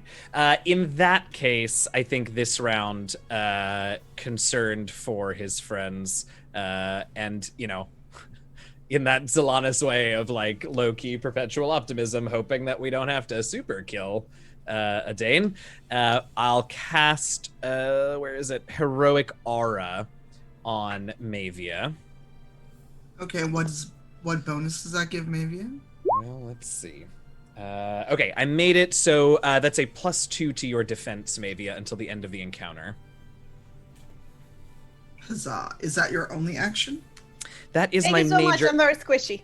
Yes, I figured. And also so close. That is, I'm pretty sure the lance is a major action as well. So yes, that is all I got. All right. Now, Verisa, it is your turn. Verisa had already loaded another one, aimed, and is going to shoot again with the very nice Ironbark longbow in her hand. Are you aiming for deadly force or to take him down? I mean, it does is it look Verisa. like? Does it look? It is Verisa. She doesn't mess around. It looks like Adane is already gone, and he's now a threat. Sorry, she's going to aim to kill. Now. All right, roll for it. So 23 Oh, that definitely hits him. for 8 damage. All right. He is not looking so hot. And then reload. But, you know. Yeah, that hurts him. Mavia, you are up next. Okay. I don't think backstab would work again because now he knows I'm there. Right. So that's not going to work. So what she's going to do, well, first she's going to stab him, and then we'll see if I get stunt points because that would inform what I did next. Okay. 17 and 4 stunt points. That barely gets through his defense and armor. Okay, so I'm going to use, oh gosh. I'm going to use the stunt power, which will cost me 1 stunt point. Okay. I become more adept at finding weak spots in my opponent's armor. I can perform the pierce armor stunt. Which Okay. I don't actually have on this sheet, apparently, which I should It's You find a a chink in the enemy's armor. His armor rating is halved, rounded down, versus this attack. Oh, Do you okay, have so to roll anything for that to be effective? No, it's just if you have the 2 stun points for it, it just works. it helps with their damage, basically, because the way armor subtracts from damage. okay, so you guys will have to tell me what the bonus is. Oh, no, it's not a bonus. Now that you've done the action, when you Mhm. roll damage, Mm-hmm. it's more effective against. You don't have Yeah. to worry about as much of his armor. Tanya Okay. has to do more math. Sorry, Tanya. 7 damage. Okay. Yeah. Aiden is not having a good day. Yeah. And I don't think that Mavia really has any other actions she can do. Much. So she's just going to stay where she is. Yes.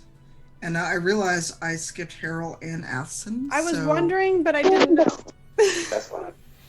Like, y'all just didn't let me say, y'all didn't say nothing. Just like, oh, it's good. It's okay. It's okay. Narrative. Harold, Um, what are you, what are you doing? was Harold was going before Atson?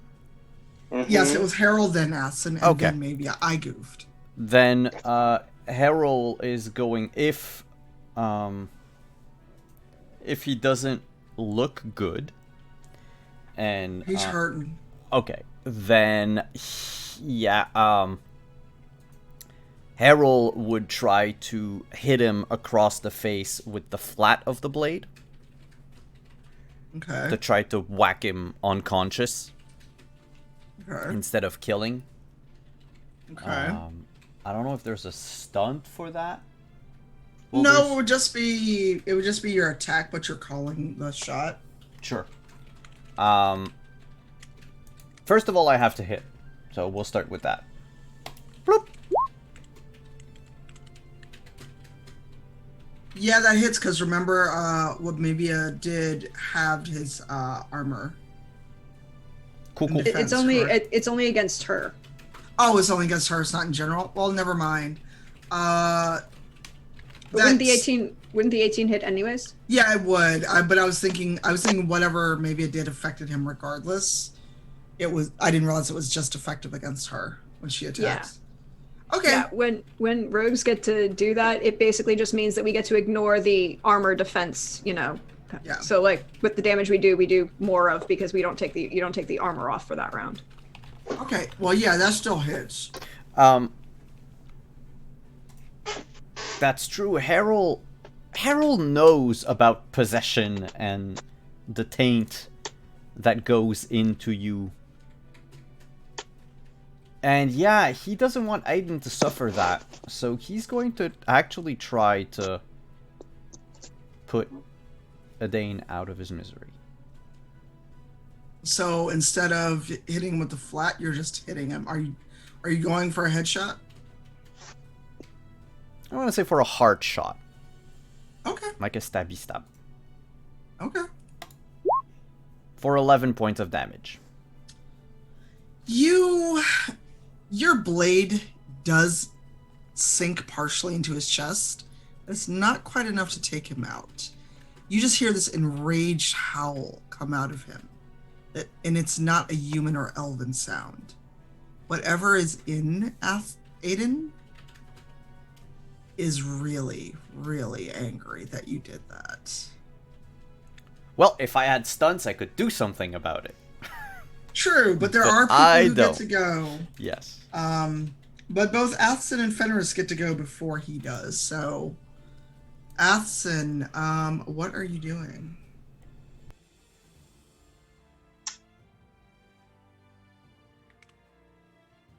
Did Fenris roll the same that I did or lower? I think it was the same, so I'm letting you go first.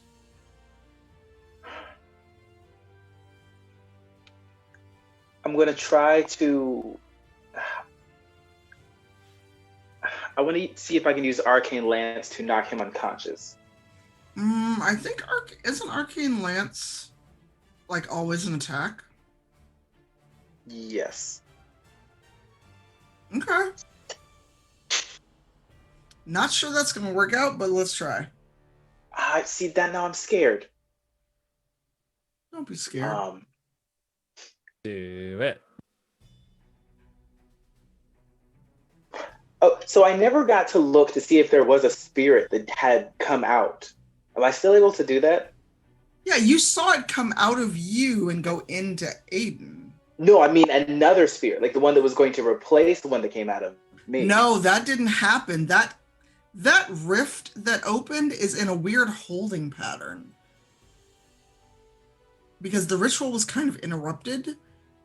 That weird, like, crack in reality, for lack of a better way to explain it, is there, but it's like, it's almost like when you crack open a pumpkin, there's like, it's like it started to kind of slowly coalesce back together, but it's not going very quickly.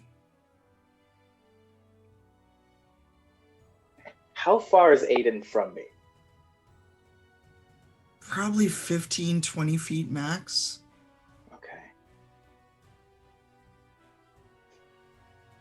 I want to try to start pushing him into the portal. Okay.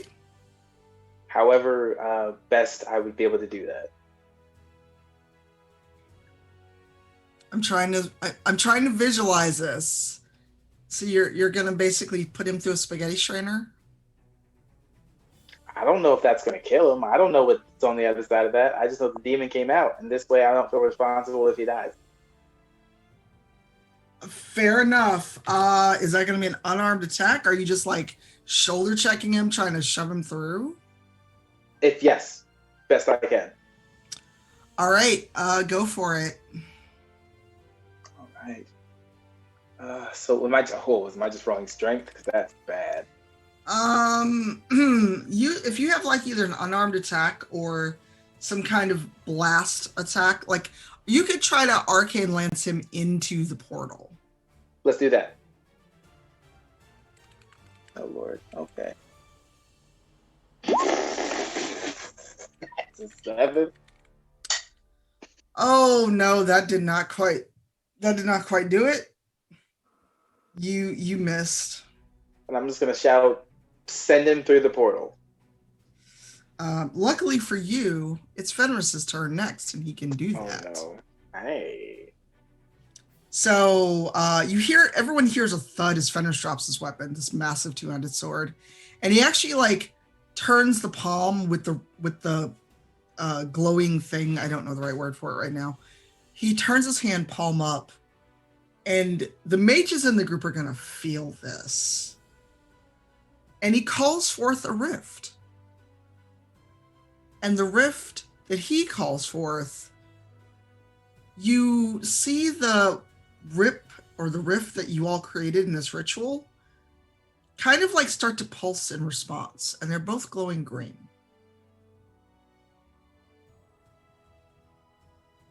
And as he's standing there, the rift that he's called forth, he's focusing it all on Aiden.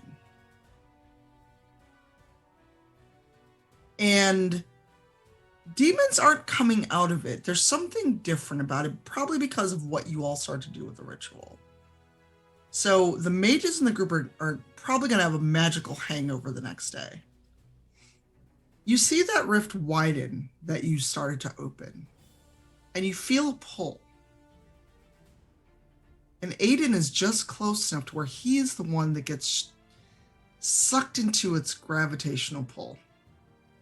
So between what Fenris is doing and this rift that you created with the portal, there's no good place for Aiden and his new passenger to go.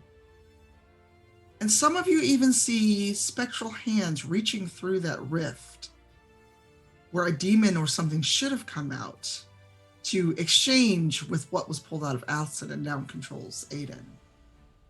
And the last thing you see of Aiden is a clawed hand reaching through that portal and pulling him through before it snaps shut with a very loud bang. Can I do something before it snaps shut? You can try. Can Verisa shoot him in the head? That would be a called shot. Sure, go for it. And I want you to narrate this. Verisa knows that Edain isn't all there, that the body is possessed. And while the demon going back through the portal is the right thing to do, she doesn't want Edain to suffer in that continual, so she will headshot him as he falls backwards through the portal. And she just kind of turns, takes the bow that she already had prepped because she's marksman. She gets free action to reload and just pulls and aims and shoots him, aiming for like his left eye. Oh, that's a really hard shot. So roll and see if you hit. If you hit, then you get to narrate how that happens as he's pulled through the portal. 20? Yeah, that hits. That absolutely hits because he doesn't have that much armor or anything else left at this point. He is donezo. So Verisa, narrate what you do to put Aiden out of his misery.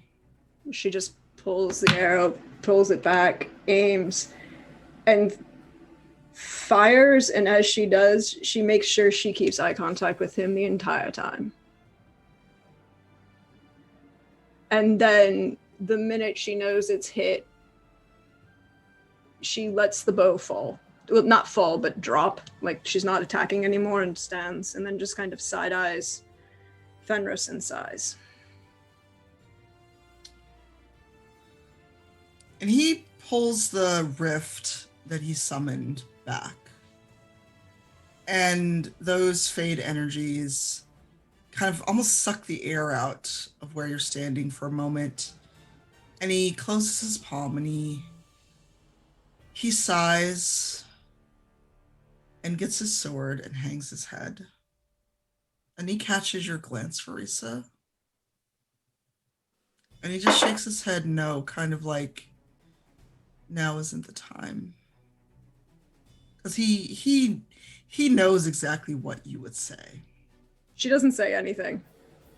No, but he's been in this situation before, so he knows what that conversation would be like. And with that, poor Aiden is no more. Instead of wandering possessed as a spirit in the fade, and probably his mortal coil withering away to nothing, and a demon wearing him like a coat, Verisa gave him a final mercy. And with that, Athson is no longer possessed, and you have, for the most part, you got Anders, Harold is back, but now you have a new problem. The All-Mother has said that Fen'Harel once has chosen to do him a favor. What do you all do in these moments after all the rifts are gone, the smoke is cleared, and you are down one party member? I think Zelanis' first concern would be Athison at this point. I mean, I know very little about what was going on there, but whether Athison was possessed for a week or a year or 10 years, like, this is gonna be a big change, and it probably wasn't the most pleasant of experiences. So yeah, I'm gonna check on Athison. Are you okay? I think he's not speaking, but he's definitely crying. Sure. I guess I'll check for any obvious physical signs of damage first, and seeing none, I think just sort of keep an eye on him, but whenever he's ready to talk, that's fine. Obviously, this was a lot. So Tanya, is this like in this moment or like over the next day? That is in this moment. So this ritual took a good chunk of the day. Yeah. So once you all kind of come back to yourselves, you realize you've been out there for hours. It felt like just moments, but between getting out there, setting up for the ritual, doing everything you're supposed to, and actually fighting with someone you didn't want to, and this aftermath, it's been a while.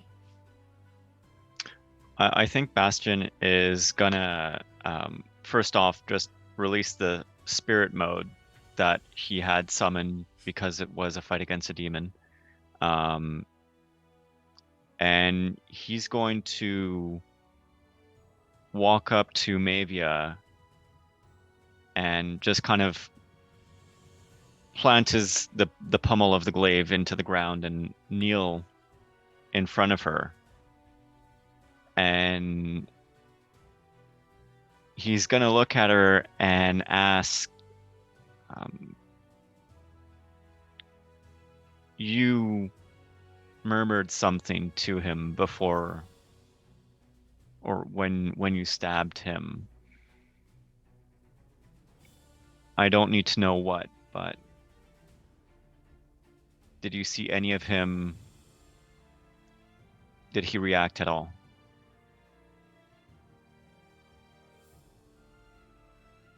Maevia is staring very blankly at pretty much everybody. But she looks at Bastion and said, even if I did, none of you would have stopped. So it doesn't matter, does it?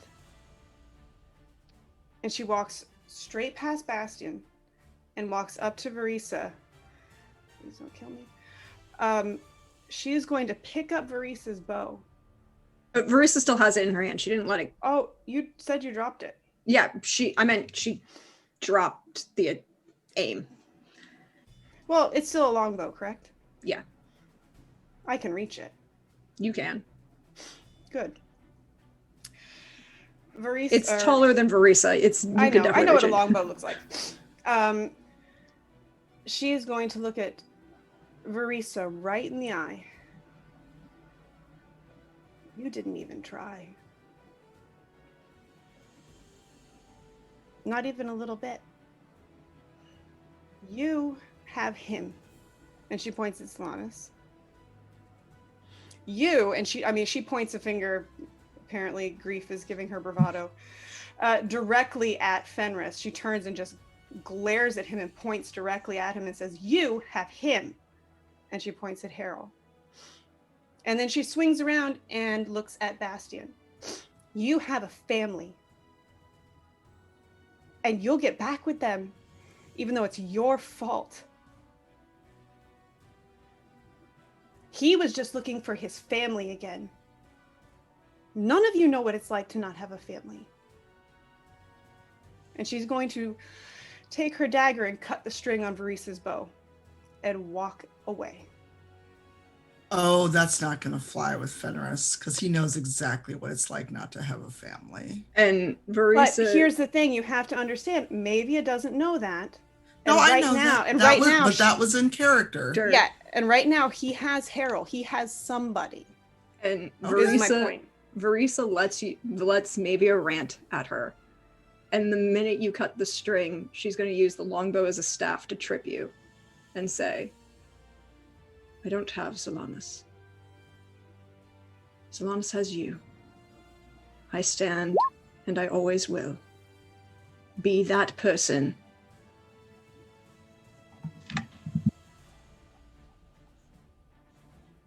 Fine.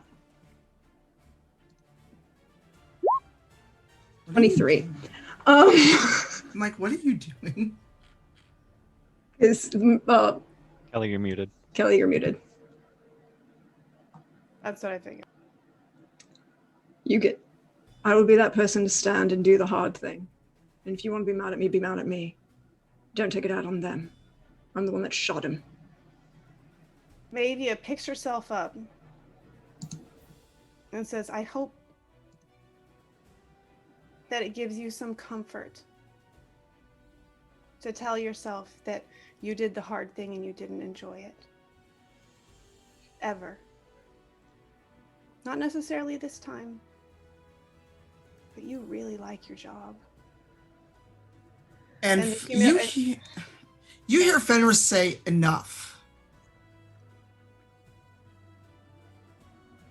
Maevia,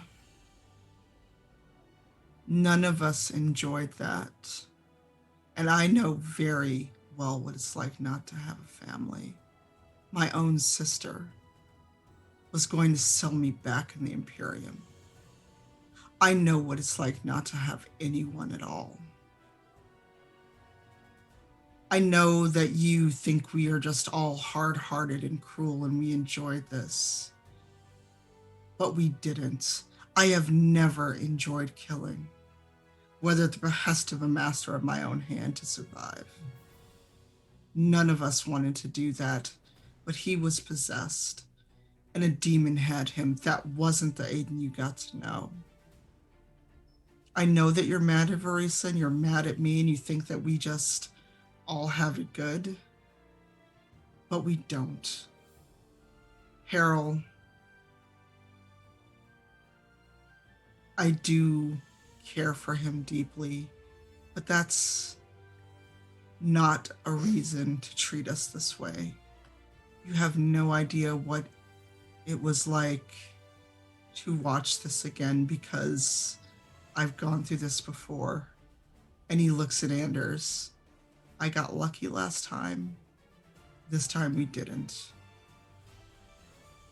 And considering that we know that you were not the one who was summoned, you've been treated very well here. But if you want to yell, if you want to mistreat us and be mad and think any of us enjoyed it, I suggest you take a very long, hard thought on the walk back to Skyhold. Because despite what you think of me and what you think of Arisa, I have feelings. Arisa has feelings, we all do.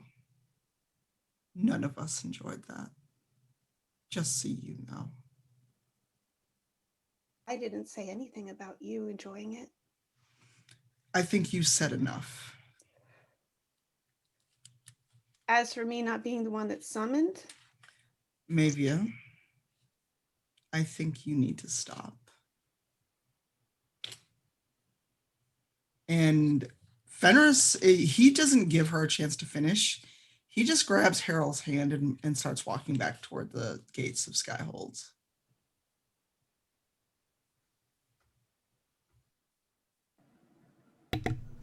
What are the rest of you going to do?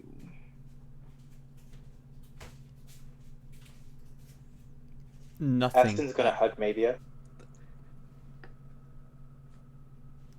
And there's a big smirk on his face. he can certainly try.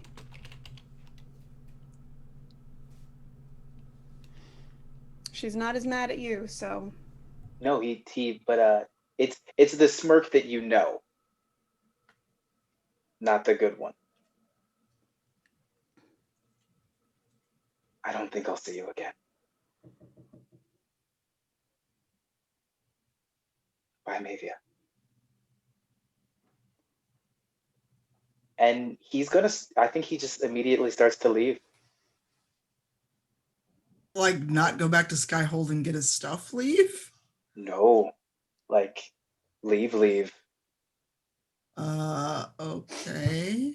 So in that case, if he's going to do that, maybe he's going to walk after him long enough to take the money that she was paid and put it in his pocket, belt.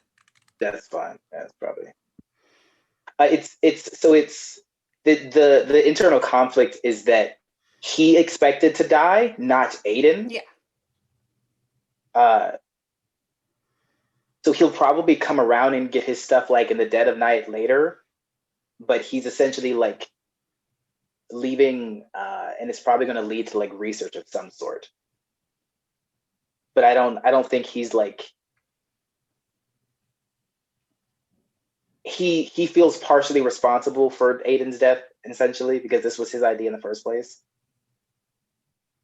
So he's like trying to leave, and then he'll probably contact Fenris or something later. But not like going back with the rest of the group.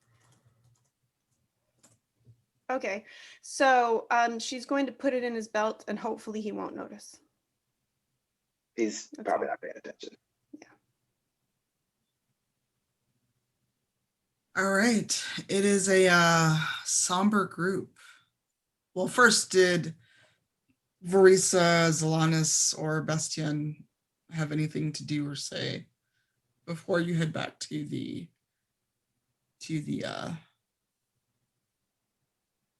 Skyhold? I keep saying the Skyhold. The Iron Bull. The Iron Bull, yes. Well, there's only one.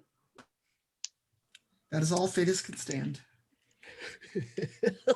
Bastion is just gonna say nothing and turn towards Skyhold and walk back to Skyhold kind of on his own, kind of contemplative. Actually, I think Solanas, who really only started paying attention to that whole conversation when Fenris yelled enough. I think up to then he was just keeping an eye on Athelstan. Is going to just nod at Verisa, sort of I understand what happened, but then turn and walk on his own back, following Harold and Fenris at a distance. All right. Just so you know, because maybe she was standing there when everybody walked away, but Yeah. her legs are very short, so she's probably having to like walk super fast, like the ladies in the mall in the morning, like super fast. And about 5 minutes later, she comes up beside Bastian, and he would figure it out because she takes his hand. And he she's just stops. like, how long is it going to take us to get to your sister?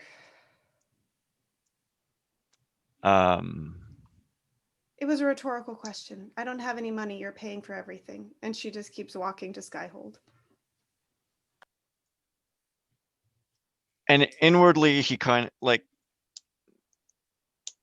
Bastion is going to let Mavia kind of run ahead, and he's going to more or less smile to himself, because while he didn't have anything to say to try and comfort her, what with Aiden having been just killed, her walking up to him and grabbing his hand and asking, how long would it take to get to his sister, he takes that as like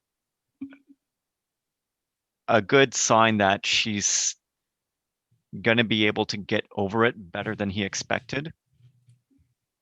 So he'll kind of smile to himself and not say very much more, but follow her and let her take the lead up to Skyhold and follow her. Okay. Verisa?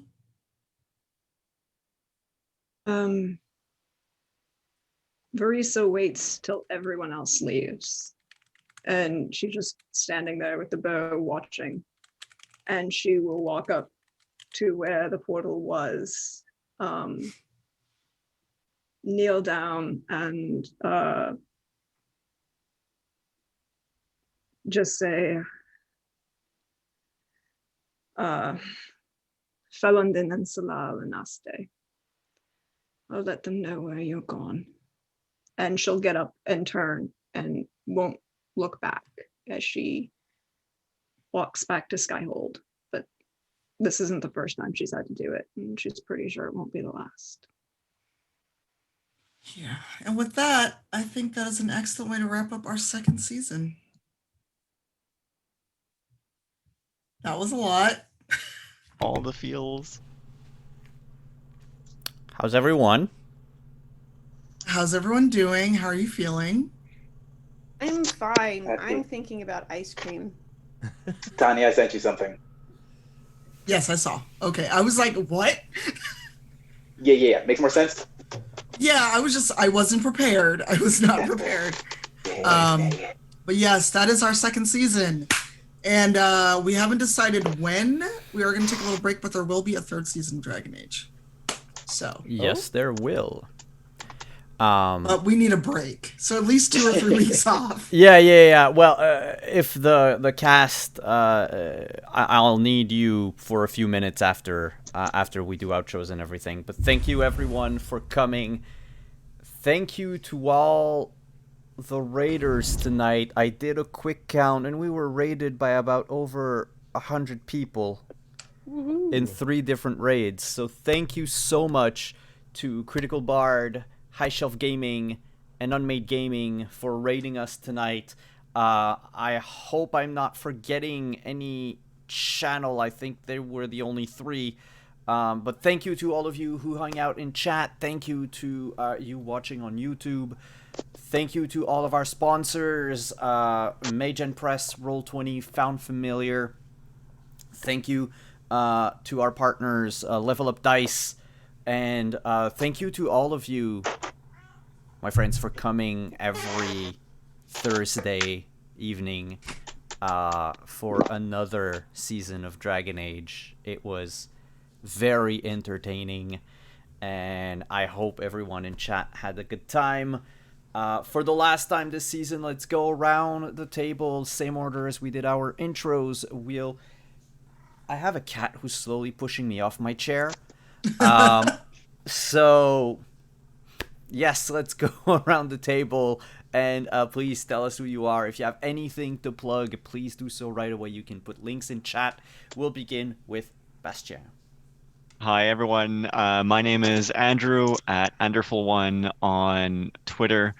No real other projects at this point in time, and Twitter is really quiet for me just because I'm not in the habit of using it. See if we can remedy that. You'll find me here next season when we get that kicked off. And it was an amazing time being here for season 2 with every one of you. Thank you so much for being there, for journeying with us and enjoying all the shenaniganery with us. And thank you to Tanya and everybody, the cast. Absolutely amazing. And that's all I'm going to say for now. I'll pass the mic off to the next. Next person would be Deirdre. Oh, hi, all. You know me. I'm at Deirdre Donlan on Twitter, or Prexgorth as me before. You can see me around on Twitch. And you can find me back here tomorrow for some cyberpunk fun. And then you can find me on my channel on Saturday at 8 p.m. Eastern as we get back to the regiment and the drama, the feels, the tea, literal tea. But other than that, check my Twitter because I was posted where I'm going to be. The wonderful, fabulous people like these fine folks who do some fabulous work and are wonderful people to play with. And I love you all. And all the great things I get to do. Also, love you, Callie. Next up is Aftson. Hi, I'm Gabe. Gabe James Games on Twitch, Twitter, and pretty much anywhere else.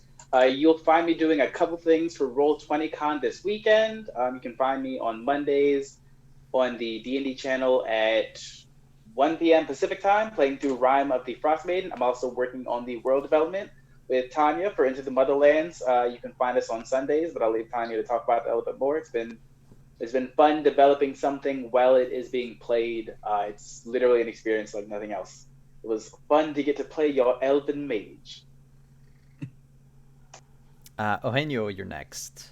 I should have. I'm calling everyone by their character names. Zalanis, you're next.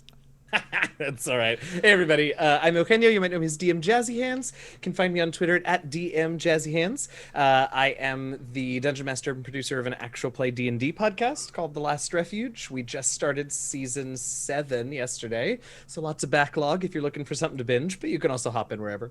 And what else? I am the storyteller for Into the Motherlands, Sunday nights on Tanya's channel, but like Gabe, I will let her do that whole spiel so you don't hear it 3 times tonight.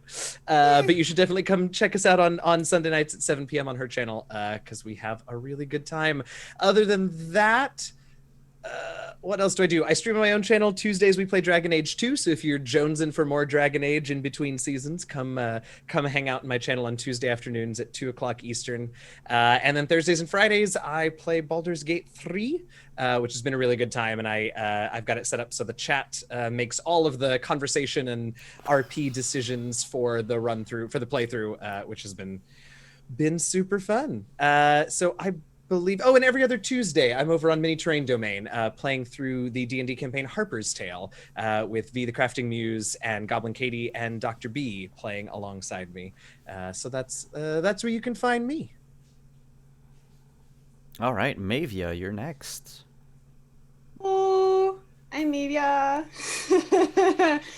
And if you want to hear other people say hello like that, you can join us here on Monday nights for Rime of the Frostmaiden with the sweetest, dumbest himbo you've ever met, our Etten player, or Etten Furbolg, named Etten. Yeah, whatever. Anywho, I am currently streaming here on Twitch, playing through the original Castlevania Symphony of the Night, with my very sturdy original PS1 hooked up to my computer and yelling a lot because I've forgotten most of the controls, as you do after like 26 years. Anyway, other than that, this weekend you can find me Roll20Con, 5 p.m. Eastern on Sunday. I am playing Burn Bright with James Introcaso. I have no idea how to play it. Never played it before. This should be super fun. And just because I feel like, because I got a couple messages already, I managed to let Simon and Tanya know, no matter what it looked like, I'm fine. I'm not mad at Deirdre. I'm not super upset. It's fine. So thank you for your messages, though. That was very sweet. And Oh, I guess it's me. yeah. Hey, it's Anya Cypher. I've been your GM for 2 seasons of this shenaniganry that's often made up on the fly and improvised as we go. I've been all your NPCs as well. This week, you can find me Saturday on my channel doing Dungeon Crossing before you have to take a little break because people have to travel and work and everything else. 10 a.m. Pacific, 12 p.m. Central. And then immediately after at 1 p.m. Pacific, 3 p.m. Central, I'll be doing a game of Star Trek for Roll20Con. So all the Roll20Con, all of us are doing it, it feels like, with the Rivals of Waterdeep minus Brandon. But Brandon is doing something really cool, a Scarathon and raising money for Able Gamers all weekend. So if you can go support that as well, that'd be awesome. I am Brandon TV is his Twitter, and Scarathon TV, I think, is Twitter for the weekend fundraising. And then there will be no rivals because we had a scheduling conflict and too many of us are doing Roll20Con. So no rivals. I think Sharif is going to stream anyway in our normal time slot. And then Into the Motherlands, 4 p.m. Pacific, 6 p.m. Central on my channel. And then we're going to take a little break, figure out when we're going to start a 3rd season. And yeah, find me everywhere Cypher Tier. I have been your GM for 2 seasons. And you can find us back here tomorrow night at 8 p.m. Eastern for some Cyberpunk, and then on Saturday afternoon for on the Leveled Up Dice channel as we continue our game of Scion, Birth of the New Gods, and then on Monday, Rime of the Frost Maiden. We will announce when we're coming back with more Dragon Age. We're going to talk about that in a second offline, but thank you so much everyone for coming. Let's go raid Alex. Alex Ward, who's currently... Oh no, my Twitch page. Dang it. He's playing Ghost of Tsushima. Ghost of Tsushima. Thank you, my Twitch decided to freeze on me. So, let's go raid Alex, and we'll see you again very, very soon. Ciao, everyone. Bye.